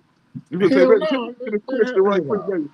Hold on, hey, this group chat shit. But what the boy Mike say? I'm him. I'm bigger than him. Hold on. Hey, baby. Quick question: Kelly Rowland or Sierra? that's a bold question to ask your wife, man. Hey, if we see something flying in his head, y'all, this shit's gonna be funny. Yeah, Kelly Or Sierra. or Sierra. Which one? As far as what? Just answer the question. Which one? Kelly. All right, we got Kelly, y'all. Boom. All right. Okay. I'm trying to tell y'all, I think Kelly is the one. She had 2 kids. Kelly's the answer. Thanks for the question, man. Look. Yeah, definitely. Yeah, she said, yeah, my little Kelly, yeah. Come on, Gigi. Y'all remember? In real life. Got you. I got you, man. Y'all remember when people thought Sierra was a hermaphrodite? Hell yeah. Her and What? what's that girl, Olivia from G Unit? Mm-hmm. Come on, Gigi. I know what you said. They thought Sierra was a hermaphrodite. Yeah, that was a rumor going around. This was They supposed said to be a cover she was a set. boy. and a This girl. was in 2005, 2006. Yeah. I know what Yep. you're talking about. Yeah. Mm-hmm. This was supposed And to they be a cover thought she set. was a what? A hermaphrodite. Hermaphrodite. Hermaphrodite, hermaphrodite. Hermaphrodite, same Potato, potato, Terrible tomato, comment. Hey. tomato. shit. Look, you got both of them down there for the people who don't know. Yeah. Hey, shout out to the defense on that play. Good coverage sack. Good cover stop. Hold on. He say, how do we all hear that room? Hey, through magazines and I don't know. I do not remember that. Hey, no, MySpace existed at that time. Let's get it right. MySpace is where the rumor began. That's how be quiet. That's how we all ended up in this. Ain't making no position word where up, everybody- man. Just because you don't know what it is. You was around, Big D. Come on, man. Everybody, we was all in school. Everybody heard this. Yeah, I'm telling you. I did not. But Shit. Well, Mike, come on. what? Yeah, I was his Mike, man. Whoa. Mike had What a you different trying to path say, in life, Eddie? bro. What's Mike? Come on. What school you went to, Mike? What was the name of your high school? I mean, Oh, here we go. if I told you the name of it, you go, okay. Mike went to Westwood. Mike about to say he went to Martin Luther King High School. That boy went to Thurgood Marshall, Booker T. Washington. Oh man, no, Mike was in the trenches, bro. He went to Yates. Yeah, Michael looked like that one white dude in that black neighborhood. Your daddy was in the military. He got the house early before all the white people moved out. Yeah, I remember. Hey, had the red do-rag on. Hold on. Boy. Hold on. Big D say she still is one. Ain't no way we were all wrong. God damn. Yeah, because if she is, she still had kids. Damn Say it. Mike with the I'm cash going there. back to the football real quick. Offense on. Who is this on? Oh, this was just a good blitz. Oh yeah, it was that play that just had a good blitz. This was they were talking shit about Juice. Like, Juice, you were supposed to take the most inside man. Hey, both of these niggas win inside. That was on Patterson. Mm-hmm. That was on Patterson. Yeah, Patterson didn't take anybody. It was two people in that gap, and he didn't take not one of them. Yeah, run like that play back if you can. Everybody mad at Juice. That wasn't on Juice. That's the. Can you run that play back, Eddie? Yeah. Excuse me. We at third. Oh, we at the end of the half. And they was talking shit like, "Oh, Juice was supposed to take the most inside man in those type of situations," and I'm like, "Eddie, pause right there. Pause right there, Eddie. Look, as a center, as you the center, you letting both your guards know, hey, both those guys are hot. Period. So you need to have your eyes on both of them. Patterson needs to be backing up, hands out, to put a hand on somebody, whether he's coming, either 50's coming or 13's coming. As you seen, Shaq, I think Shaq took 50, and he didn't look to the side where 13 was at all. So that's solely on what's his name, Patterson. Would you slot protect this bitch? To a degree, because you got a tight end back there and a running back back there. Somebody go stay. I mean, it looked like max protection. I slot protect this bitch, but they didn't slot. Well, press. Yeah, play real quick. 707. I see 50. 50 dropped out. His eyes still on 50. Out. And he didn't put not one hand, nor did he look at 13. Let me say and 35 dropped out. He tried to touch 13 though, but let me say this. So if you looking right here and you're the center, who's the most dangerous one out of these two? 30. So 13. So he's a rookie. Overshown's a rookie right now. No, you got Kendrick right there, right? Yes. That's Overshown as a rookie. It's based on your slot. It's based on your slot protection rules. If you're doing half line slides versus full line slides, if it's half line slides, it's the one away from the slide protection. It's going to be the most dangerous. Since it looks like they didn't do a half line slide, or did they press play? Bro, it depends on where the half line slide is going. If we're doing half line slide to the right, left or right, the center got to choose which one they're going to do the overload to. You missing the point though. Number 11 is right there. He's their best guy on that defensive front. You have to. I slide protection to the left. Yeah, you got to slide to the left on that. Got to like left. Juice can't block Micah on his if 13, 11, 58, or 54 and 6 are overloaded to that side like that, yeah, I got to. You got to. Well, Briscoe kind of says it in the chat, 13 is their main blitzer. So Yeah, exactly. That's what I'm and saying. That's why I said 13. Shout out Briscoe. So that's if they know that in film. Well, Patterson's looking at 50 the whole time though. Yeah, like this. But see, at being a center, bro, it takes it's a learning curve you got to go through. Like he's going through the fire right now. He didn't really get to go through the fire last year like he should have went due to injury. Shit. Yeah, he did. He played the first half of the season. What I mean, that man went against the Ravens, the Bengals. Yeah, he did. I mean, for what it's worth, he did good or okay, was I would say. But as a center, bro, you want to be elite. What's going to set you away from other guys? You got to be able to see the whole ain't going to be elite, Pat, now. Come on. He ain't going to be our center next year, damn near. I don't know. He ain't going to be elite then. Patterson is not an elite player, man. But I might fuck around. I might actually go get a veteran center at this point. Go trade for one of them. You're going to have to get a veteran center and a middle guard. Yeah. Actually, we'll talk about that in the offseason. Yeah. Because I know y'all brought up, drafting interior offensive linemen. With our history of drafting interior linemen, I'm signing somebody. And our history of getting, kind of mid to bottom tier guards in free agency, go ahead and trade for one. Because we can get a good trade. At this we know point. how to. Yeah. Otherwise, we end up with Justin Britt. The problem with that is, though, let me tell you, man, the problem with trading for an interior lineman, we're going to get bamboozled like how we got Shaq. He was on a downslope. So, yeah, he came real cheap to us. The good ones, teams don't move off of them. You have to draft one. You have to. No way around it. Well, this is what you do is that you get a veteran that can step up and play in the immediate future. And then, because at the end of the day, Stopgap. Yeah. Yeah, stopgap. Yeah. And so I thought y'all said stop the play. No, but y'all both said at the same time. I was like, damn, what I miss? You remember when we had when we drafted Dwayne Brown and we had Ethan Salam? There was rotating drives. You know what I'm saying?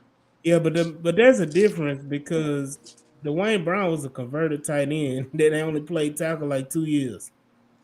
He was our best tackle. Yeah, he was our best tackle in franchise history, but there was a reason why they did that. They drafted him on potential alone.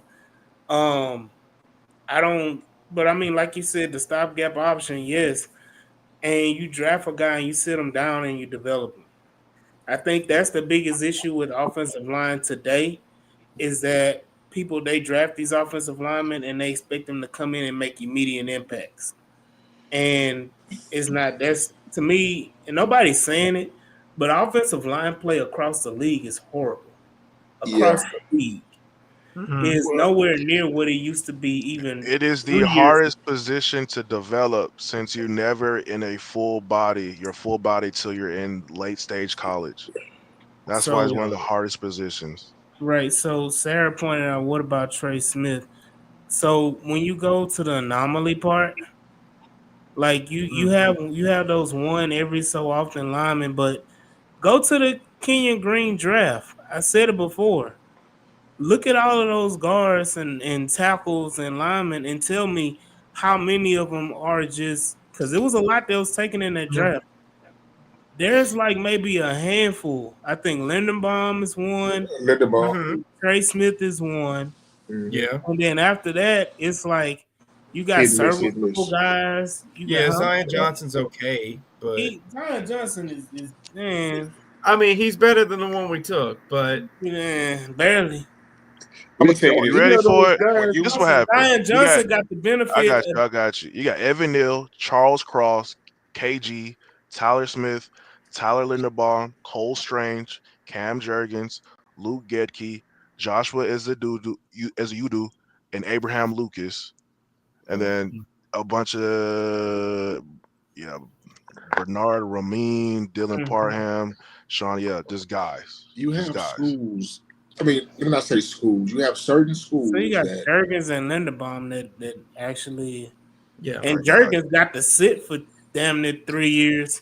Exactly. Behind, Kelsey. So You know how certain schools they're known for DBs, receivers, tight ends, and shit like that. Oh yeah. There are certain schools out there that are known for having good linemen, and I'm gonna sound like real biased, but I mean, Michigan, Notre Dame. yeah, Michigan, Notre Dame. Wisconsin. Hey, Patterson's from Notre Dame. Yeah. Yeah. What's out here? Well, they ain't been as good as lately, but UT was good. What's the was a name good from one for a while. Notre Dame too? Fisher. Yeah, Blake Fisher. Mm-hmm. Why y'all Got talking your about Kansas? Wisconsin's, got your Ohio State's, got your Alabama's, got your. Yeah. Why, I had one. Hey, why y'all talking about Carrington like that, man? She ain't here. Who? Carrington. Why y'all talking about Carrington like that? Who was talking about her? Oh shit! Who's Carrington? I was super high on JMS that same draft class. And he looked like he played like he on PMS all the time. I mean, he's better than Scruggs. I need some of that lawsuit though. I'm gonna say that though. Huh? I need some of that lawsuit money, man. I'm suffering mental health. We all need. Can we talk about how in the second half Danielle Hunter turned up? Oh yeah, For real. That boy did a whole Euro step out there. I can't wait watch. I was He's getting been doing that every week, bro. And I'm like, this nigga just having fun out there. I can't wait Man, till what- this boy get back, till Will Anderson get back, man. This What I man don't- watched He the come back, second though. half of So Stomp what the I Yard don't at want, halftime. what I don't want is to have one on, one off. Like I need both of them to go off at the same time. Like every game is either a Will Anderson game or a Daniil game. I think the Bears probably was the only game this season where both of them had really good games as far as production and the sacks and the tackles for loss and all of those pressures and everything. Yeah. Like now with these 2 sacks, I think he's tied with Will, so both of them at 7.5. I think we more than likely they're going to both be over 10 sacks. So we're gonna have I think the first time since JJ Watt and Merciless. ain't never had no double-digit sack season. He did. He did have a double-digit sack Not with JJ season. though. Who? I think Connor? he did. No, Connor Barber? no, because when Connor had the double-digit sacks, JJ was a rookie. He only had 5.5 that year. It was. I it think was it was. Mercer. Was it Antonio Smith? It was either Antonio Smith. Antonio Smith never had double digits with us. Merciless ain't had a double-digit sack with Watt. Somebody had either he had 9.5 or 9, but he would be the only person I can think of that came close to it. That came close, but I'm saying this will be the first time in how many years that we had 2 double-digit sack edge rushers. Never. We had some back in the day. No, we did. Winnie Merciless and JJ Watt 2015. Who? Robert Smith? We had 11.5. I know he had 12 in Winnie Merciless has 12 and JJ has 17.5. Wow. There you go. Yep. Hold on, was that the Osweiler season? 2015? Yeah, that was the Osweiler season, right? That's before Osweiler. Who was the quarterback? Was it 50? Hold on, we're looking No, at that wasn't no That wasn't no. Was it Hoyer? No, because Watson came 2 years later. You said It was 2015? Hoyer. Yeah, that It was should have been. Hoyer. That was the Hoyer Mallet season. Mm-hmm. We went back and forth between Well, Hoyer and Mallet. that's when JJ should have won the MVP on this season.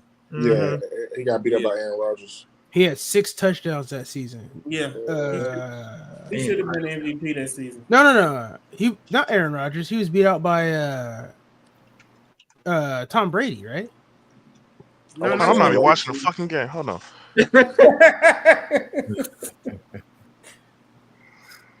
Hey, I'm trying to let this go by because I ain't trying to be here at midnight with y'all. I would agree on that. I gotta go to bed. Yeah, All of us got to work in the morning and shit. Yeah, I got to train. What's his name? Ross tomorrow, man. Welcome out I'm getting in the studio tonight. I need to pull up. You must be off, Patty. I know damn well you ain't about hitting no studio. You ain't back doing that. AD, I'm gonna be in the studio today. I know you in there. I'm talking about Patty. Oh no, AD. I tell you, look, I'm in a storm right now, but when the storm is over, I'll tell you. Mm-hmm. Silver lining. Cam Newton won MVP that year. Cam? Well, yeah. Was that the yeah. year? Was That that was the year? 15-1. That was when they were 15-1. Oh hell yeah! Yeah. That's the year. Good shit, Mitchie. There you go, Mitch. That he lowered his shoulder, and I said, "Ooh, Mitch earned his spot." My man, he's What's getting this his junk? confidence back. He's getting his What's this confidence junk? back. What's this junk? Brandon saying at 10-16 that some Jets fans want to get rid of Sauce now. What junk is this? They Jets fans want to get rid of everybody. Yeah, Jets fans don't. Technically, they finally look, saying they want to bench Aaron Rodgers. they should Hey, put that roster up. I'd take Quinn Williams up there, man. Oh, yeah. Sure. Oh my god. Quinn Williams Absolutely. What are you talking about? Oh my god. I'll definitely take. Hey, shout out to my boss C. Roy. I'd take Quinn Williams and Bryce Hall. Oh, Bryce Hall. Oh, Man, it's my boss C. Roy. That was his guy. Yeah, Brees Hall. But yeah, I would Hall, have.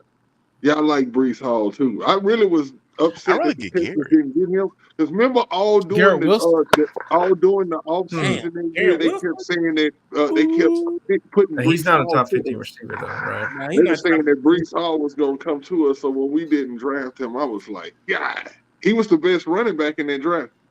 Damn, good play, Nico. Yeah. Imagine Nico, Garrett, and Garrett Wilson on the same team. That's with tanking your slot. Oh Lord. One you talk about Brees Hall, the Texans have done horribly drafting running backs as a franchise. Yeah, they're not strong. So. But Brees Hall was drafted in the second round. I want y'all to know. No, I'm just saying in general as a franchise. He was on the board when we needed a running back. We needed a running back bad that year. No, he was No, not. it wasn't because they jumped us and then we took Petrie. They took him right the pick before we had a chance to get him. Yep. We never had a chance to get Brees. We only drafted 2 good running backs in our history, and that's no, actually 3: Dominique Davis / Williams, Steve Slayton, and Ben Tate. Everybody else was. I mean, you're using good kind of. Listen to the conversation. Ben Tate was a good idea, but he wasn't a good running back, man. I mean, was he better than Vernon Morency? All right, hold up. We should never do this play again. Yeah. We just strike this from the playbook. Let me run it back. Go ahead. Did we pick in the third round on that? What? Our first pick was the third round on that, or was that our which year? What year? We got Pierce. Yeah, no. He was in the fourth round. We got Mills in the third when our first pick was in the third. Nah, it was Mills, Nico, then Pierce, I think. Yeah. What kind of fucking play was that? They looked at Kansas City playbook and they say, hey, we got Dalton Schultz. He can beat Travis Kelce. Yeah, that's why I said we ain't never. Okay. That's tight end. The Browns did this exact play against us last year and scored with Kareem Hunt, and it could have worked. Except there were 7 dudes right in the frame, right there. Listen, shout out to 98, 89. That'd have been a perfect play if we would have had Brevin Jordan. I think Brevin makes something work on that one. I don't think anybody make it work on that play. To be honest with you, that was a great play by that DN, whoever. and I think it was 99 again. Yeah, he made a hell of a play. Yeah, no, I don't think anybody would have did anything on that play. And we can't pick running backs worth shit because I'm looking it up right now. Arian Foster was a UDFA. Yeah. Here we go. We got Ben Tate, Bernard Morency, Steve Slayton, Donta Foreman, Jonathan Wells, was good briefly. Dominic Williams, Damian Pierce, Wally Lundy, Tyler Irvin, Wally Lundy, Alfred Blue, Jawar Jordan. Hold on, wait. Hey, yo, Alfred Blue had that one time he got tripped. Hey, Alfred Blue still holds some kind of crazy record for us. What was that record, Patton? That Alfred Blue holds for us? The most carries in the game. Yeah. So let me ask this. That was the game. He was literally running every time he ran the ball like 1-2 yards. Let me ask this question. Would you consider that play to Schultz a trick play? This play right here? No, the one with the shovel pass play. Gadget play. It's a gadget Oh, catch. the gadget I would play. say trying to be fancy, trying to catch a defense off Hold guard. up, man. Trying to be Y'all cute. Look, telling you me, know where my hold up, my y'all narrative telling me, going with that. y'all Shit. telling me Get that it, there's a get in difference the red between a trick zone. play and a gadget play. I'm sorry. When we get in the red zone, Bobby Slow be trying to do some He shit. always trying some shit, yeah. Oh yeah, he get cute. He get real cute, bro. He be Real trying shit, cute. bro. He get real cute, man. He even that when he did that CJ pass in that game where he tried to hit CJ, I'm like, what That the heck? dumbass shit. That dumbass play, Frank. That was retarded, bro. And every time he do it, it's in the red zone, and it just pisses me off. I'm like, bro, just run the ball. Just run the ball. We not good enough to do tricky dicky shit in Not the you. red zone. We not. If CJ makes a better pass, that's a touchdown. If CJ waits for Most definitely. Nico, if CJ If he waits for wait for Nico, run his Mixon, back. if he wait for Mixon running wide open. God, Yeah. you gonna be pissed when you see Nico there Yep. He ain't lying. on that out route, bro. Because look at the top of the end zone. Bold. Oh Right my there. goodness. I was more mad. People's like, oh, Mixon, if he throws it, no. If you look at Nico, bro, 12 was out there, bro. But 12 see, out Man, there. what is he doing? Hey, Nico hey, and CJ can I not on ask the a same question? page right now. Let me ask the question to everybody. Do y'all think CJ like officially is like in a sophomore slump? I do. Nah, I personally think- think he might it be. ain't no sophomore slump if your stats mirror to what you did last year. I think he's a Ooh, bit I got one for you. shook still from the last 5 to 7 weeks of getting blown up. I'm gonna say this, but Can that mess you up? Can it mess you up for the rest of your career? Like, is that potential for something like that, or, I mean, I know we all hope he shakes back, but I hope this ain't permanent. You know what I'm saying? can we say this though? Well, can we all agree on this? Even though the stats does mirror one another, last year to this year, it's been games with last year where CJ would throw a pick and he come back out there and it's like he's on another level. He's He still him. overcame. He's still confident. This Yeah. year he throws a pick. I watched the body language on the sideline. He pouting, looking down. He go back out there. He missing throws. Like it's like night and day, bro. That's why So I say It's probably a nice little combination of everything, man. I think, the film is out on CJ too. So, you give these defenses enough time.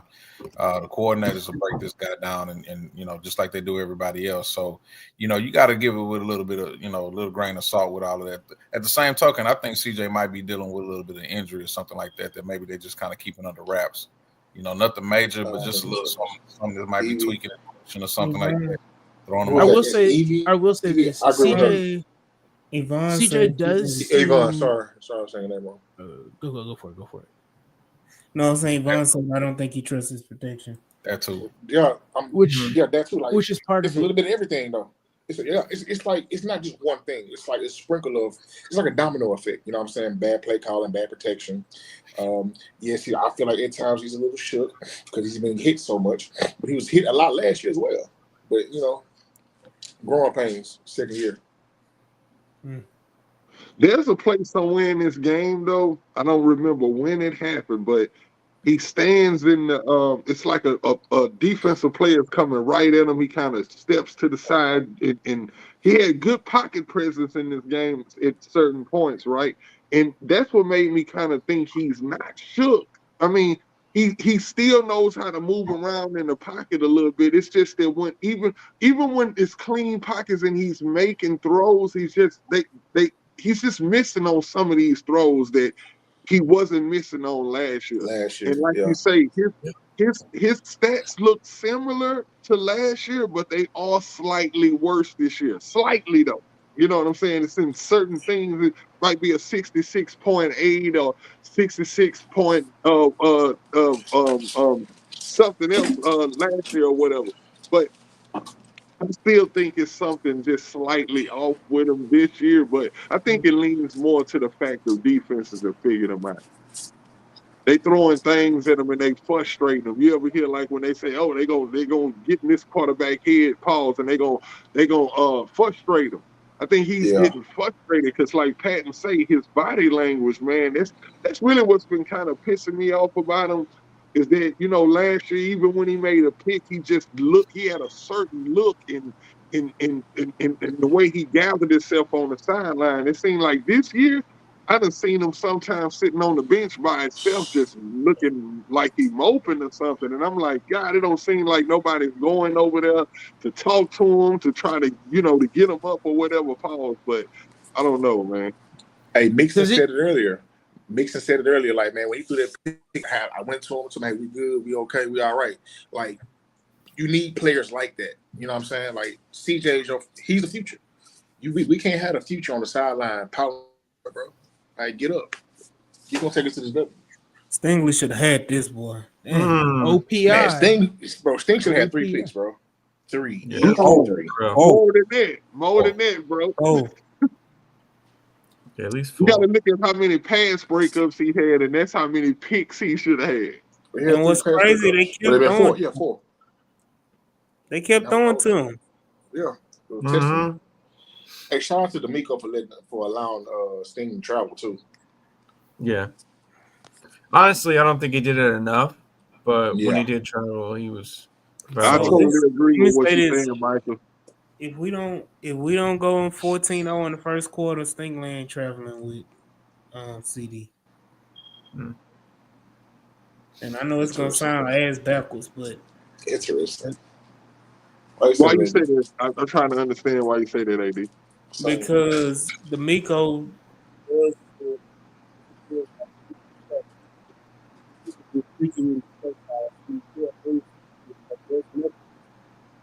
Is it just me, y'all? It sounds like you went your underwater. mic a little muffled.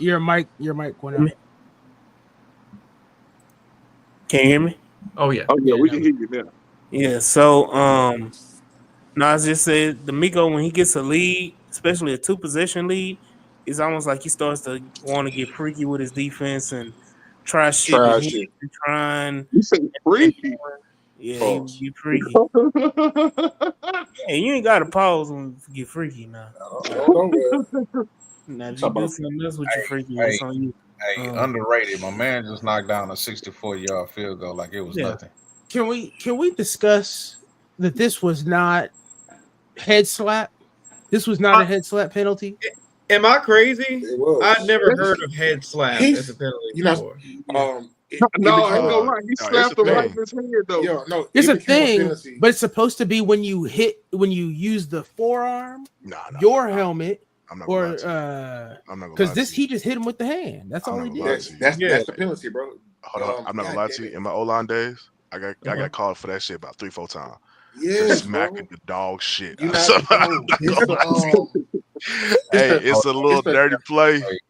Yeah. It gets your hair ringing a bit, but it's for sure something that O-line be do sometimes. Just smack the dog shit. So was that? It's the God damn it! Was that It's the flag Deacon one? Jones. It's the Deacon Deacon Jones. Boy. The Deacon Jones, bro. That ear hole real quick. That little. Oh no! However, in the NFL rules, it does state it's got to be forearm, helmet. That's called a leg, personal something. foul for the other shit. I got a 15-yard in the ear lashing by my coach. So, this actually worked out for us at the end. I know exactly because Yeah. Lamb catches, but Petrie gets him right before the marker. They go Pick for it. 6, dog. I know. Because Why he play on defense? Made up for that play, man. Early. He tried. Had it. Let me say that this: was a beautiful read. if Kalen picks that off and takes it to the house, ain't nobody talking about him fucking up on that Turpin touchdown. Oh, we still And the talking ball about it. hit him in his hands. Not as y'all. in I'm detail talking as about we it spent. We hit spent like him right in the hand. That's why he played we DB. spent like 5 minutes on that talking about that play. We ran it Yeah. back like 10 times. Right. We would have brought it up, but We would have said something like, it wouldn't have been 5 minutes. all right. That was a nice pitch. Nice Well, throw, that was a Keith. nice route. Yeah. He got enough depth to get that playoff because, Petrie was there, but he got that depth to make that pass get over the head. Yeah, Petrie's about 3 inches tall. Oh, they was talking. My bad. Whoa, they was about to. They was talking so much shit about this because I want y'all to look at CD and whatever that receiver to the right is. If you ever The get back to one? the Tolbert. if you get back to the Y view, Tolbert, They was the in the whole same place. the Yeah, whole route, the whole yeah. play. Yeah, they were. They almost ran the same route, like on top of each other. Yeah. Oh, this The that Juice dumbass didn't block drive not damn nobody. to think, and that's Juice crazy, bro. just running down the field, man.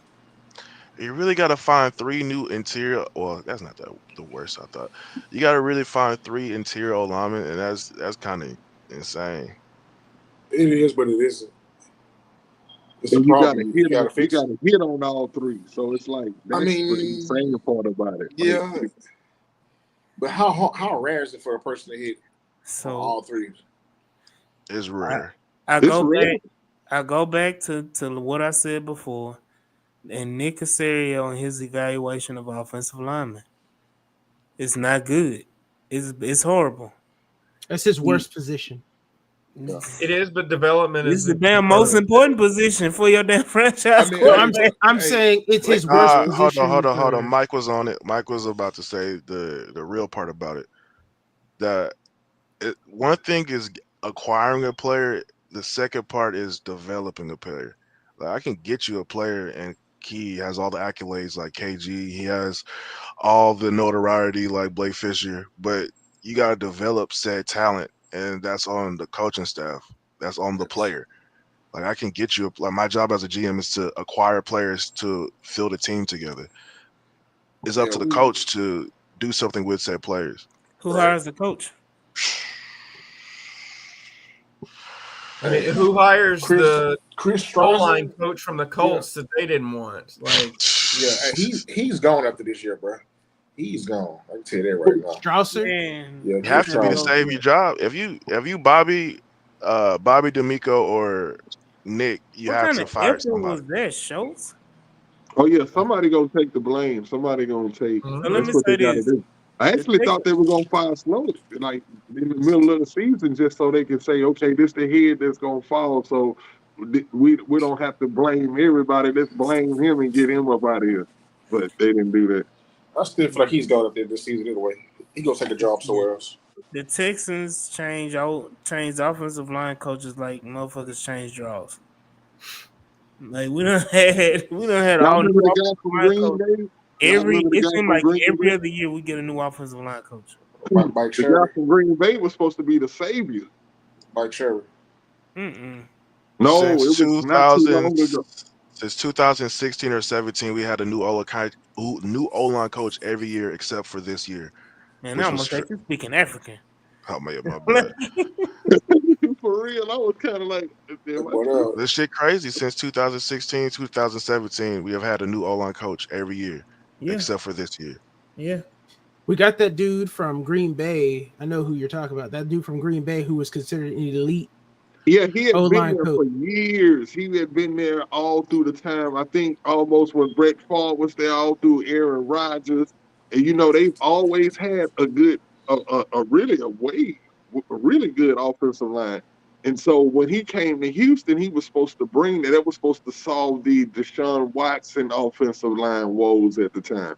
But he didn't do what he was supposed to do either. It's like, man, it's something about uh us with O line. I mean, we had a good O line back when we had Sharp, and I always try to bring up that guard that we had. His name was Brandon something. What was his name? Brandon Brandon Brooks. Brandon Brandon Brooks. Brooks. Brandon Brooks that we traded to Philly.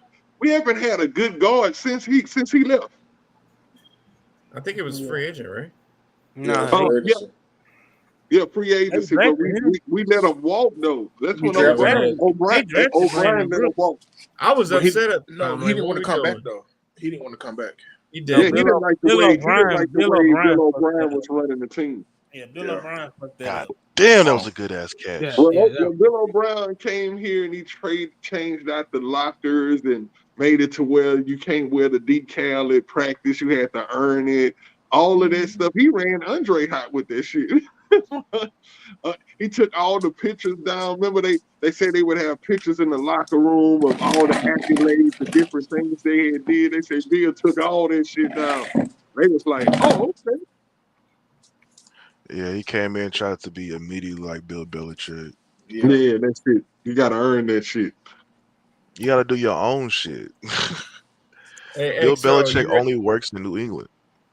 Yeah, that's true. The amount of times they traded Trent Brown to another team, that he would play like hot garbage, and then he'd come back and be just fine for New England. Mhm. But XO, would you be willing to take over as the O-line coach? They don't want me. They don't want to No. win. They don't want to win. Shit, motherfucker, I'll go out there and do it, man. Just let me smoke in practice. Make sure I don't want no water. Give me my cognac. He said, Give me I a- just give- need a fresh Newport 100 You know what I'm long. saying? On deck, bro. And look, and don't say shit to me about it. and I need an assistant to blow the whistle because I ain't blowing the whistle. Pause. I'm smoking. He's smoking with the yak. Shit. I'm trying to tell you, bro, man. Bro, I will leave the post office, bro. Like 9 years from retiring. I will go out there, bro. 72 is giving us some nice effort since he came Hey, in. and I need to be able to smoke Tongue at guy? the game. During the game on the sideline. Let me smoke on the sideline. Look, you need a vape. They're the play, Here's y'all. the They're play. There we go. Oh, The yeah. thick six. That was Pause. kind of pausing, man. Yeah, I I ain't told him- appreciate them. I ain't appreciate the Texas media team doing that. I ain't appreciate it. Hey man, No, I'm just hey. quoting. Hey, Social let me media say just- this. It was Let me say probably Carrington who posted it. Y'all stupid. Hey, let me say this, man. I'm done. One of the craziest pick sixes. I gotta find the video. But it was at the Southern game this past weekend, where the D tackle had to be like 380. Oh, yes. Got that damn ball and ran it in. Hey, I was man. like, yes. Hey, bro was tired, bro. He was on the sideline like they called the ambulance. They had to get all the oxygen. And the crazy part, he almost hyperextended his knee on that bit. We really got to give a shout out to Petrie there. He he took Guyton out of the game. Dude, He that was took a him out of Madden the play. game with that hit. That was a Madden play, bro. That was some real shit. He hit him with the hit stick. Boop. Man, twice too. He had gold hit stick on that. That was incredible. Yo, who the fuck is 72, bro? Tom guy. Tom guy. Our Brought him in Samoan. a few weeks ago. Yeah, I know. He's been on. What's crazy? I didn't realize he's been on the practice squad for a very long time. Yeah. Oh, really? He just been sitting there. He was at Ohio State, right? I don't remember where he's from, but I know that we had. I went to look back. He was on our roster in camp, and he made the practice squad initially at the beginning of the season. Then I think he went to Cleveland or something like that.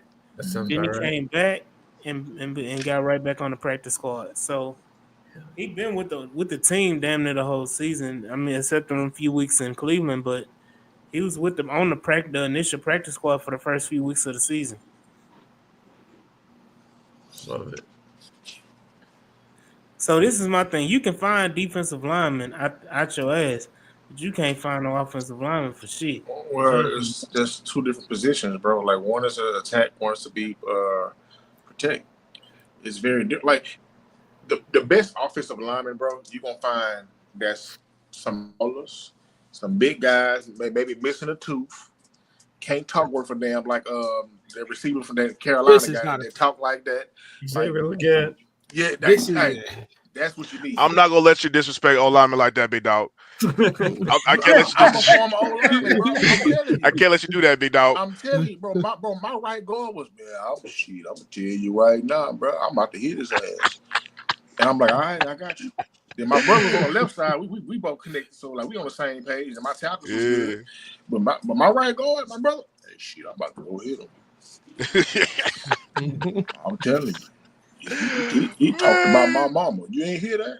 Okay. You're not wrong, but god damn. Just saying, This is not a flag. This is not a No, flag. this is such bullshit. This was a legitimate. It was a clean destruction. Yeah. This was an assassination. It was a clean hit, but it's a bang bang play because it happened so fast. But they go to the camera and look at this shit all day long. I bet he still got that FedEx package. No, he didn't. I knocked him out the game, doubt didn't it. it? I don't believe so. Excuse me. Nah, that was Schoonmaker. Oh, it was over after this. Mm-hmm. Cooper, And yeah, Cooper that started falling Tommy apart. Toe guy, yeah, he's from Ohio State. So we Okay. got Yep. You let me tell you, CJ got him here. I need Mario. It was back on the Adderall, man. Bro, it was nice. Was it Adderall? Yes, it was Yeah. Adderall. is that what It was Adderall. That man Yeah. said, I got Hey, stuff boy to was study hey, for. boy man." was out there super focused. I'm saying, bro, that's all Adderall do, bro. That's upper. Damn, Look, son, we gotta make another one, bro. That's 3. That's 3 you dropped. His towel got in the way. They tripping over some Addy? I mean, I it don't thought he make. was on that powder for us. It's an Addy. Yeah, that's ridiculous. Say, AD, if you find that play, it is a methamphetamine though. So find that play that That's you what it is. Yeah, technically, but that boy was Hold on on, that what you meth. say? Hold on, And Rich. meth, man. Hold on. What you say, Rich? The I cab. say, if you find that Southern D tackle on that pick 6, send it to me, man. Yeah. And I'm about to find it on YouTube right now. I'm gonna send it to the chat right now. Man, that man in the Uh-oh. hospital right now, bro, for fighting for his life. That D They tackle, said bro. that his heart grew 8 sizes that day. Yeah, I'm telling you, bro, he ain't been tall right now, bro, fighting for his life. Hey, he made the play. That's all that matters. Hey y'all, let me ask y'all a question right quick. Why do y'all think Dallas brought back Ezekiel Elliott? Just because. That's all they could Jerry afford. Jones? To That's put all they butts in could the seat. afford. To put butts in the You know them seat. times when you think about high school and all them times you look good and felt good and talked good and Yeah. that's why. Hey, Rich, that's I the mean, name of the look, group he chat. was a name that the fans still Over there. probably liked because they don't know football. They resonated with. Yeah, and he knew the system, he knew the offense, and they didn't have any other options. So, I mean, you're gonna Did give he me a know that paycheck. system? If you're gonna give me a paycheck to just not be good, why not? and honestly, he didn't look that terrible in New England. So, He didn't fumble. He was his weight was at an all-time high, and I feel like in New England, and when he came back to Dallas, his weight dropped. He actually looked good in a few plays he played against us. Yeah, was in kinda- New England, he looked like James Harden. Like, bro, New England, ever since Belichick and Brady left, like, they don't have an identity at all. They don't know what the fuck they're doing. But oh well. Now Drake May gonna be nice though. They So, just gotta get. They gonna get him some weapons. They gonna get him some more weapons. My bad, y'all. Hold I on don't know, real bro. quick. Hold on real quick, man. I gotta find it. Yo, I'm Did on my phone. Did you think Bo Nix would be what Bo Nix is? My uncle did. When your ship was at that day, he thought Mhm. Oh, there he we was go. high on Bo Nix. Here we go. Here we go. A first college career touchdown for a senior. Rumbling. Look at that knee. Look at that knee. Oh, Boy, Oh my was God, he was hyperextended not his gonna knee. let that stop him. His knee hyperextended on all that weight right there. He got a super knee, y'all. Bro. That's a whole old Smokey out there running. Hey, that's so disrespectful. That's a Hey, whole somebody gonna make Running out of the way. hey, somebody gonna make a meme out of that last little part where he running. They're gonna be like, when Mama say Thanksgiving food is ready. Yeah. I'm talking about he was running like. he's in Oh, pain look now, at brother. It's over Yeah, now. You're not even dapping up nobody. I saw the ambulance. I'm telling you, bro, they had the light, bro. That used 2 helicopters, bro. I That's a lot of appreciate weight. that, Oh, They called it the helicopter for that boy. that you call the crane helicopter in for this boy, man. He a bit tall right now.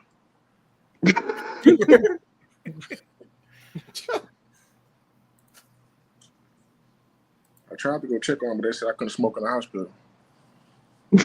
It's been every hospital for 50 years, bro. What's going on?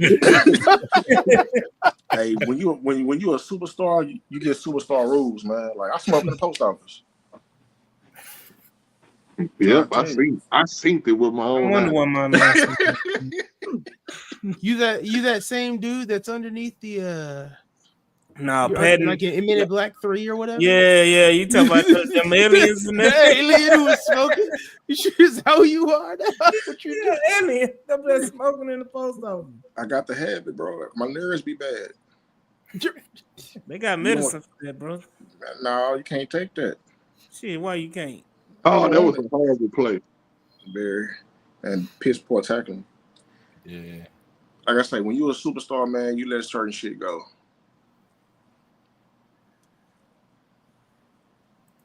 Is that when you do That's that's because the post office on? Hey, did y'all see? Hey, Yo, Brandon is funny, bro. Shout out to B, man. hey, did y'all see the post? Did y'all see the post that what's the name put up? Schultz about Texas, the best team. Video, yeah. Yeah. Oh boy, he had some Dallas fans, man. It's hell in the comments, bro. Love it. They know what was. Now them Dallas fans, they on suicide watch right now, bro. That's every week. We need to. Nah, every week, every year. I'm talking, man. You can set your watch by how a Cowboy season is gonna go, bro. Yeah, believe it or not, I got some friends out here who are Cowboys fans. I need to check in on them. No, Mike, let them suffer, man. Let them suffer. One of my other bosses is a Cowboys fan. I got to go check on him. Yeah. This is one of their worst seasons, probably like in the last maybe 10 years, probably. Would y'all say? This is one of their worst seasons because most of the time Dallas MO is having a pretty good season, getting to a game that could put them in the playoffs and lose. That's normally what they do. They get to a game where it's like it's always, it used to be like if they win this game, it'd be like week 16 or 17 back when it was just 16 games. But they would be like, this the last game. If they win, they gonna lose like a motherfucker. That's what they do. You know what I'm saying? But this year they just actually got a bad record. They just outright bad. And you don't have Dak out there. That's another thing too I wanted to say about this game. I wanted to ask y'all. Now I know we needed this win, and we glad that we can get a win. A win is a win, as they say. But would y'all have rather seen Dak out there, or y'all glad he wasn't out there and we was able to get the win? No, I mean, I think if Dak's out there, we still smoke him. I don't think Dak would have done that much more than what Cooper Rush did. Shit, we would have had more picks with Dak. That's interesting. I ain't give a damn who we have out there as long as we win. I mean, we would have had more picks if Dak was out there, bro. I would have been annoyed here we go every goddamn play, but I mean, we did every play.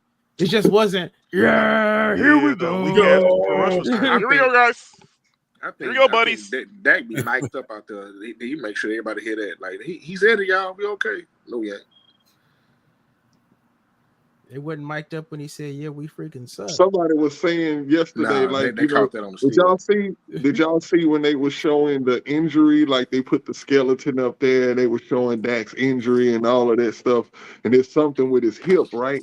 So somebody, I forgot what Shep said, and I say, no, you know how he hurt his hip from doing that pre-game dance he do all the time. The Dak dance, whatever the hell that shit, where he just be jumping and twisting his hips or whatever. Yeah, they do the same thing. I know, but see, CJ got to stop doing it because you put wear and tear on your hip rather than preparing your hip for the game. You put more reps on that hip. You know what I'm saying? So they say that even after this surgery, if I'm not mistaken, they say that it's not guaranteed that he gonna heal 100%. Well, yeah, so he didn't mess his hip up. That was his hamstring. He tore his hamstring off the bone. Yeah. But it's up there and it's in a high area. It's like, I don't want to say it was his glute. His gluteus maximus. Yeah, I've torn that hamstring before, man. It ain't no joke. There's nothing you can really do about it other than have surgery in most cases, depending on how severe it is. But I mean, it can. Did you come back 100%? I mean, I ain't no athlete, so you know what I'm saying. I was playing softball, and you know, it is what it is. But I ain't no athlete, so you know, I can just sit on my ass and work and make my money. He can't do that. Was it in the company softball league or was it? Yeah, it was one of them things. Well, there it goes. Oh, my boy insurance ain't gonna cover all of that. So I had to play it smart, but yeah, that got the best defense out there. You know, you got to do what you got to do. Hey man, He'll all I be all gotta right. say is workers' comp.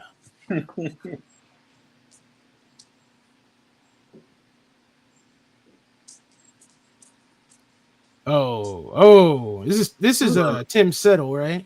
Yep. Yeah, Mhm. When Yes. they left him untouched and said, "Hey man, I was so glad they didn't throw a flag on that man because I was like, they go. Oh, he threw his body weight on him, but he did. As you can see in the replay, he actually rolls off of him pretty good. I just want to know what their offensive line was doing." Oh no, 70 just got left. That was Zach He Martin. just slammed him Martin. real quick. That was about the end of Zach Martin. Yeah. Yeah, sad day for him, man.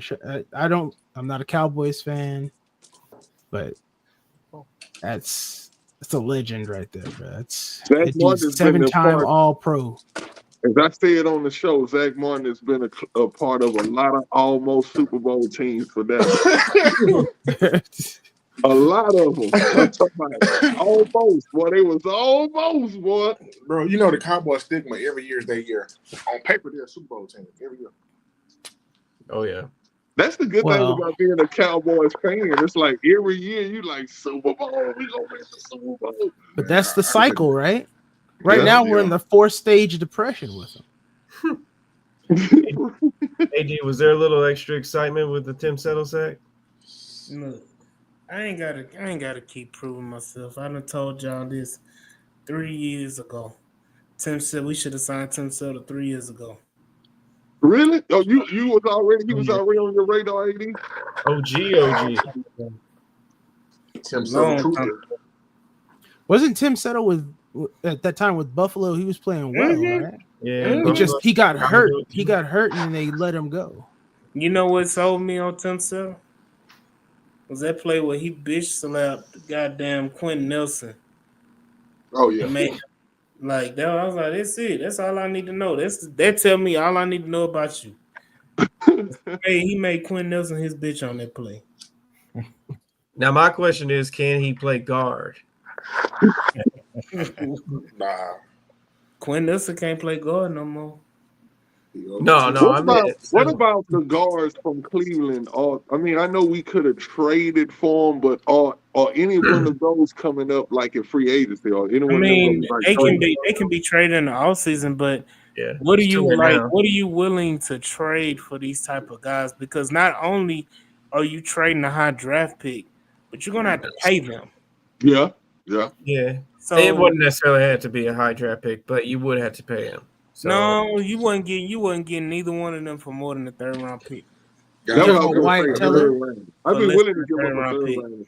Another thing you guys missing is the scheme we run. Not every lineman can fit in it. True. Like, But we run a similar. Cleveland runs a similar run-based scheme and pass scheme. Yeah, I mean, no, I'm not disagreeing with that because our scheme wise is kind of the same, but just the scheme period when it comes to linemen, you have to find the right lineman for that scheme. Our best O lines when we had Shaw and Aaron Foster, right? Mm-hmm. Your interior line was not that big. Those guys were relatively small. You had, I think Brooks was the biggest guy. You had Mike Brazel, and who was the fucking center? Chris Myers. You know what I'm saying? Like Myers was a small guy, bro. He was considered to be undersized.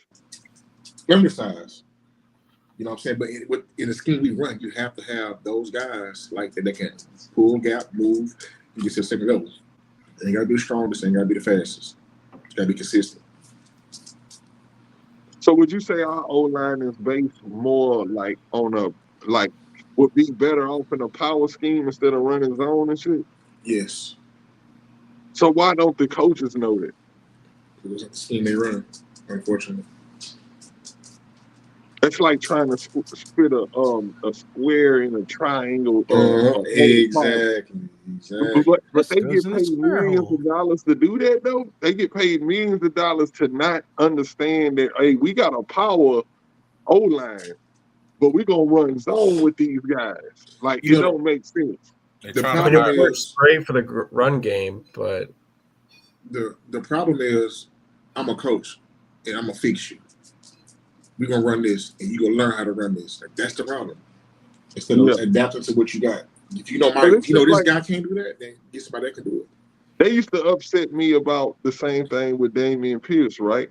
You know, the biggest excuse between his rookie season and the seasons after that was that, in this rookie season we was running more of a power scheme. So I'm like, well, why don't we run power scheme when we got Damian Pierce out on the field? And it just don't make sense sometimes, bro. This stuff be too simple for the coaches and the men who getting paid millions to figure this out.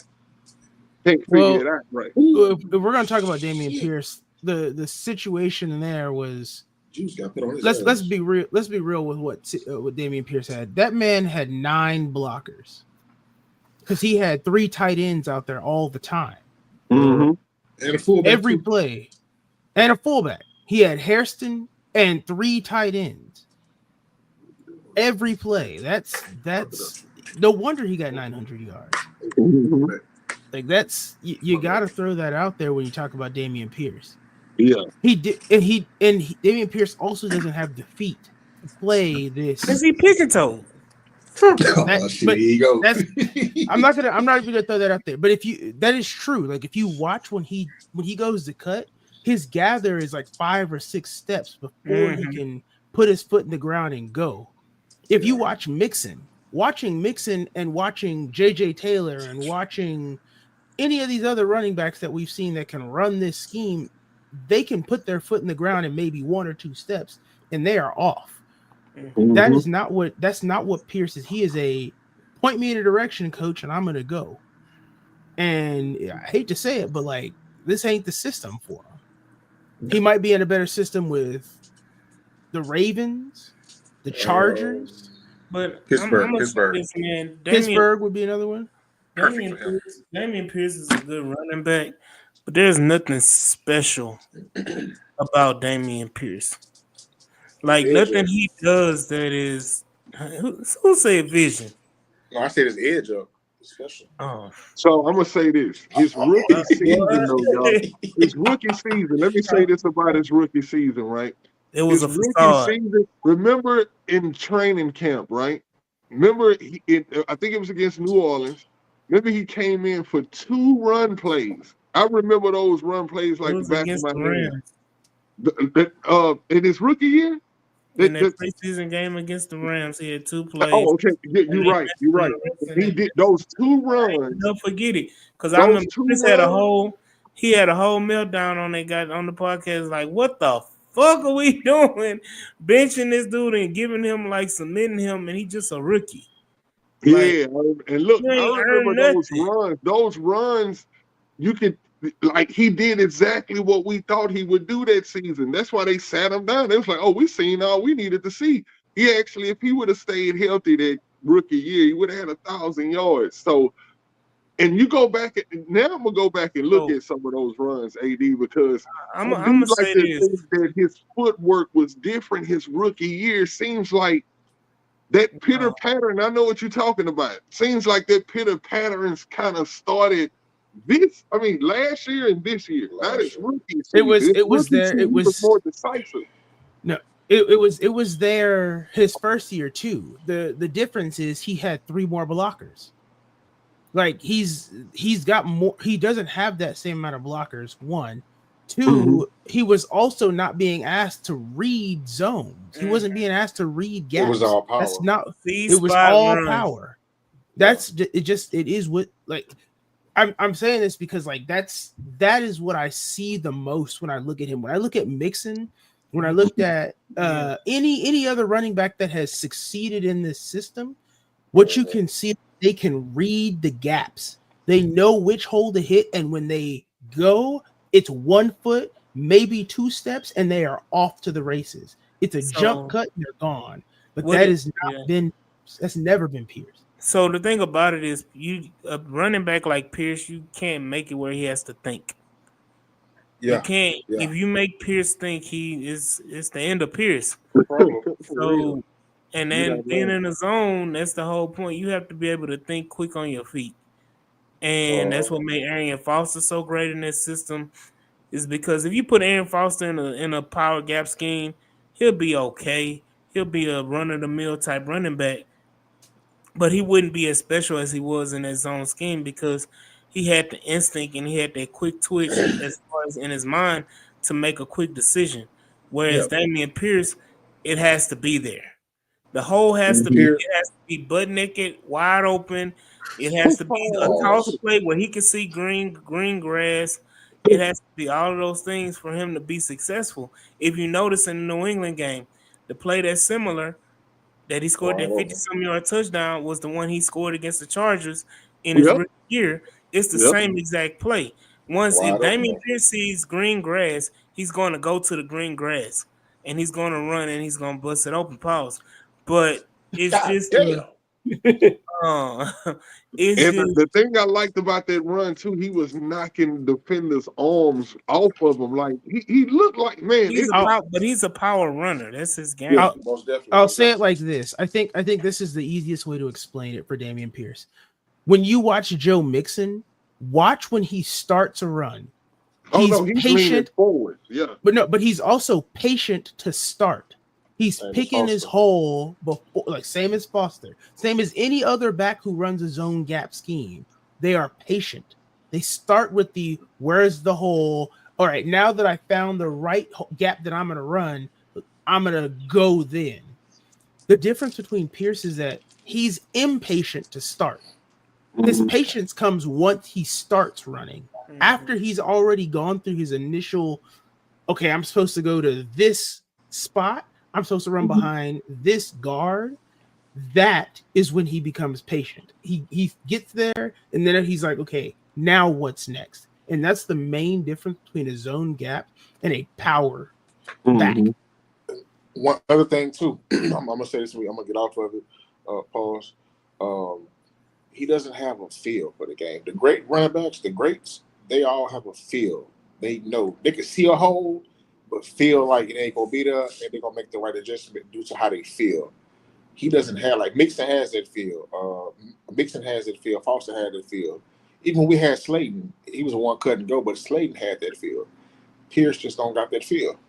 Not saying he's not a good back, but he's not a good back for us. Yes, I would say that. He does have that feel because he did it in his rookie year, right? He had the feel then.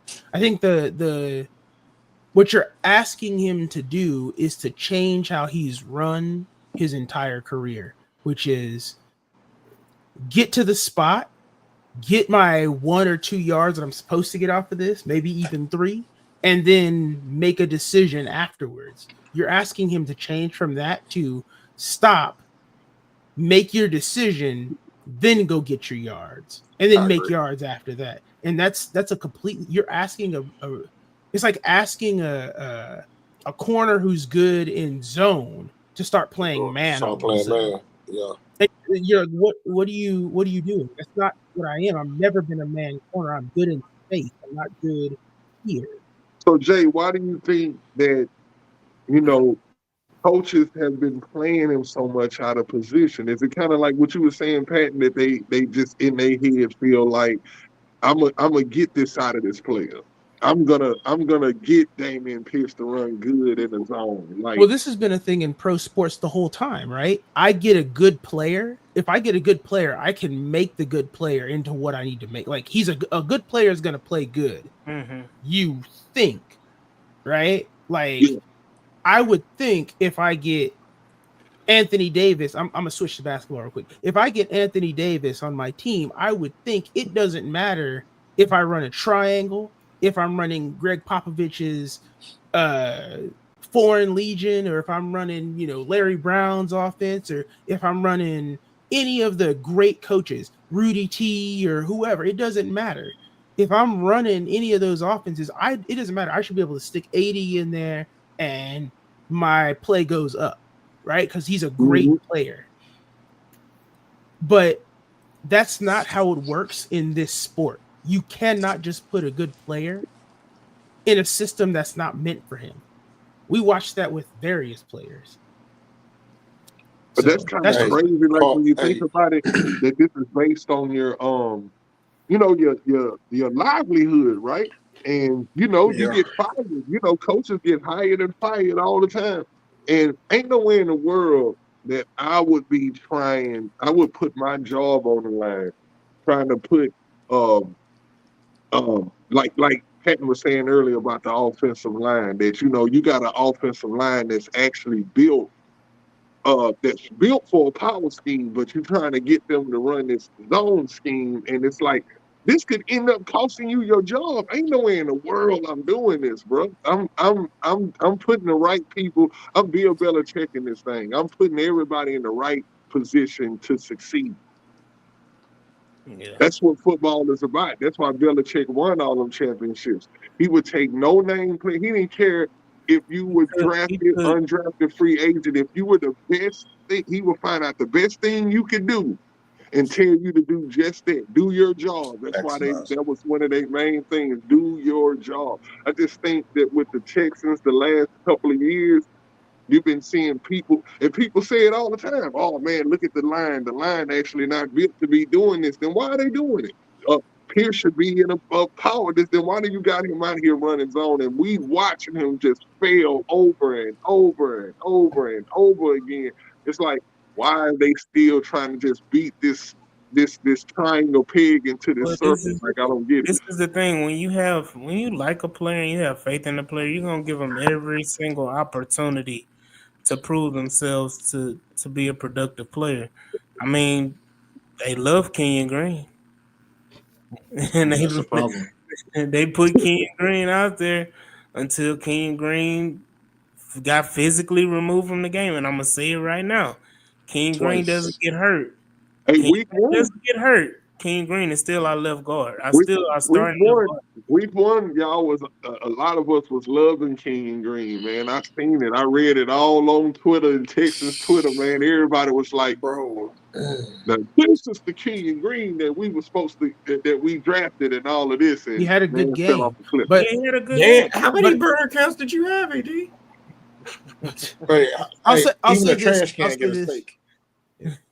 I'll say this though about kind of what we're talking about on the players and like why are we doing certain things with certain players.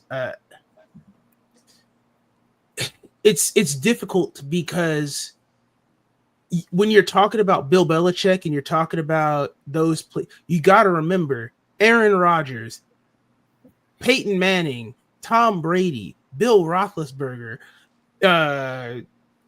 Phillip Rivers. All of those guys are elite dudes who have been there before. They are the best of the best. Drew Brees, right? Mm-hmm. You're talking about elite coaches and elite quarterbacks who've won a Super Bowl. We ain't got that yet. Yeah. I hate to tell you that, but we ain't got that yet. Let me say this because Nitty brought up Bill Belichick. Like, to me, there is a split of Bill Belichick's tenure with New England. The first half, he had all the names on defense.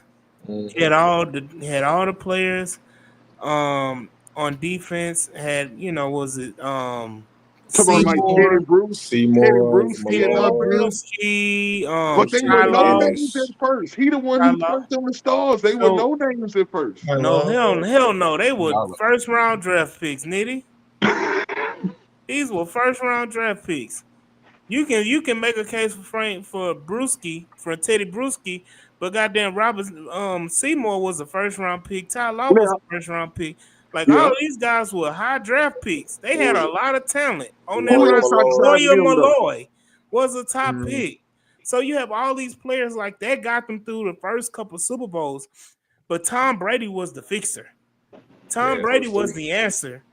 Tom Brady made it where Bill Belichick could put Tom, Dick, and Harry Pauls out there on defense, and they be successful as a team as far as winning games. Because at the end of the day, your defense could give up 59 points. Tom Brady gonna get you to 60. Tom Brady gonna get you that 60 to win the game, and that's what it is when you have that quarterback.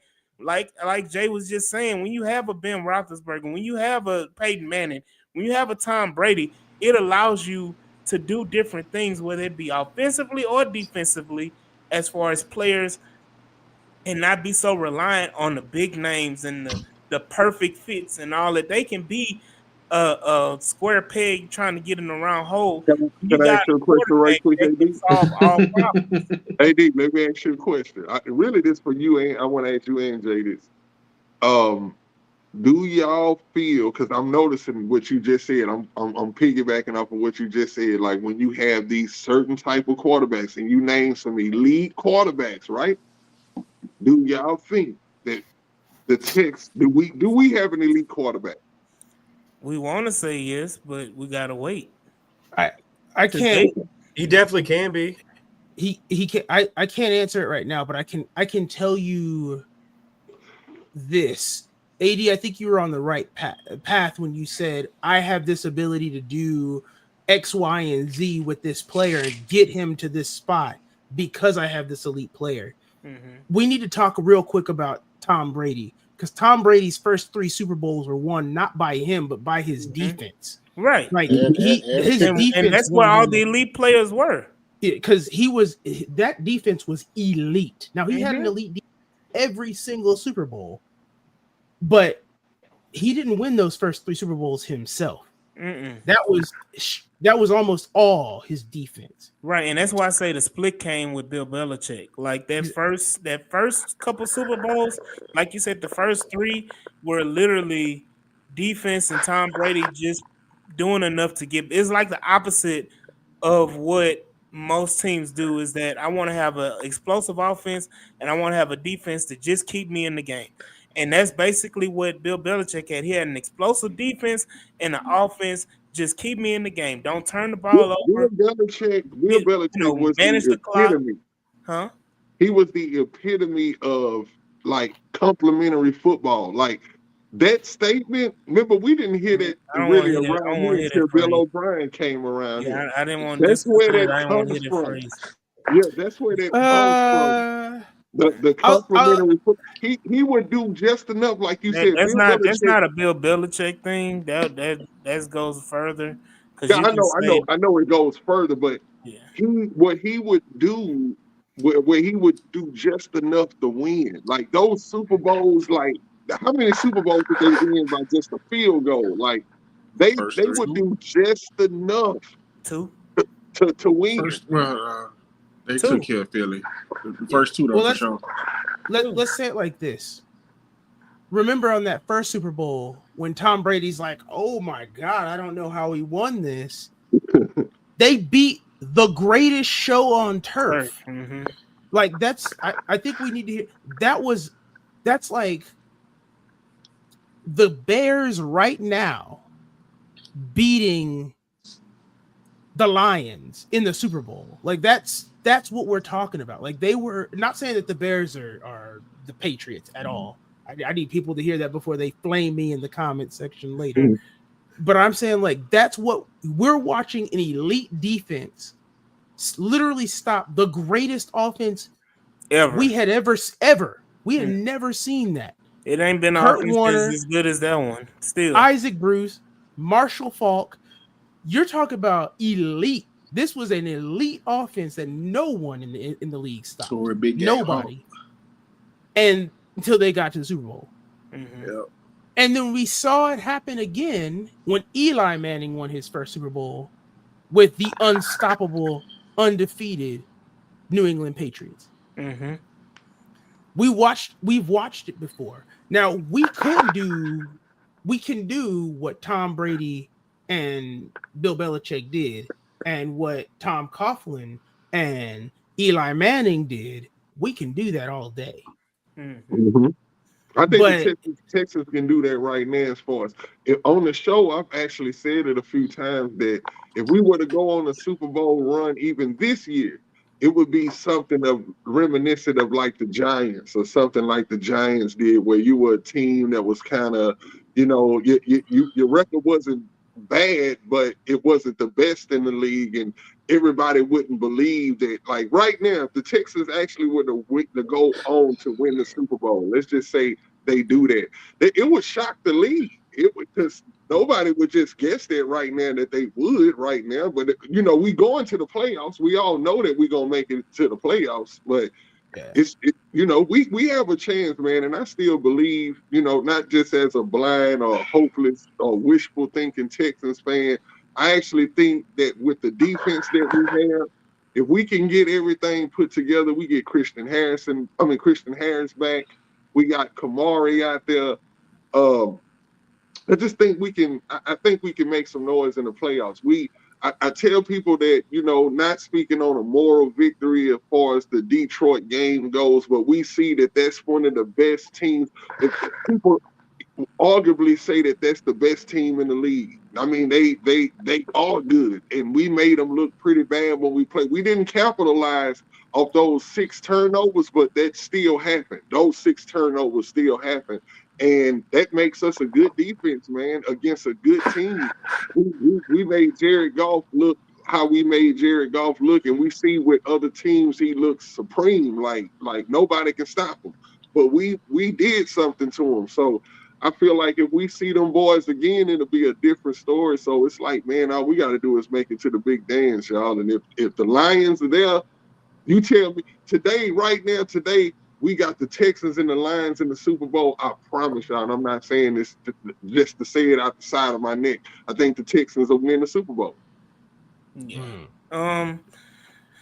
I'm gonna leave on that. We need to leave on that positive note. There you go. That's why I said it's about that time because I gotta go to work in the morning. I appreciate everybody staying up late with us, rolling with us for this good old 2. I'm one of the Texans fans that we are winning the Super Bowl this year, but the way the season. Hey, your internet telling you it's time to go to bed. It's time to go to bed, man.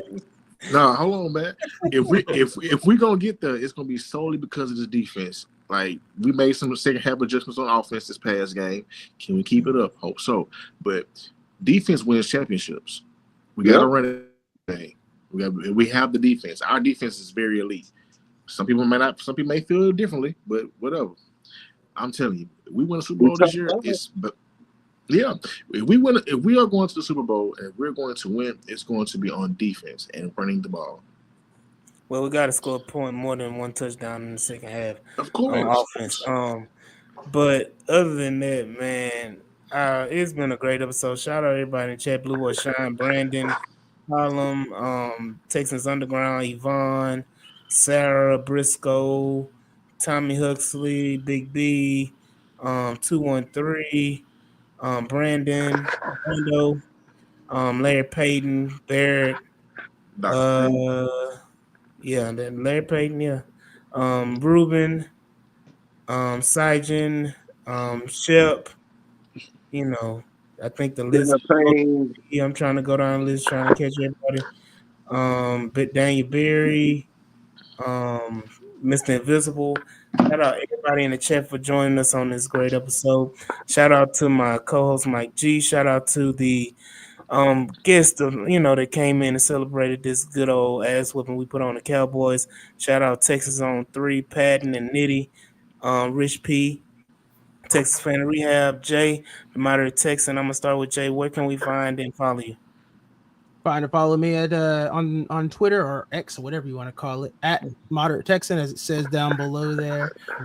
You can email me at themoderatetexan@gmail.com. We're here for you all the time, and we love to meet you in the middle. Yes, sir. What about you, Rich? Where can we find you?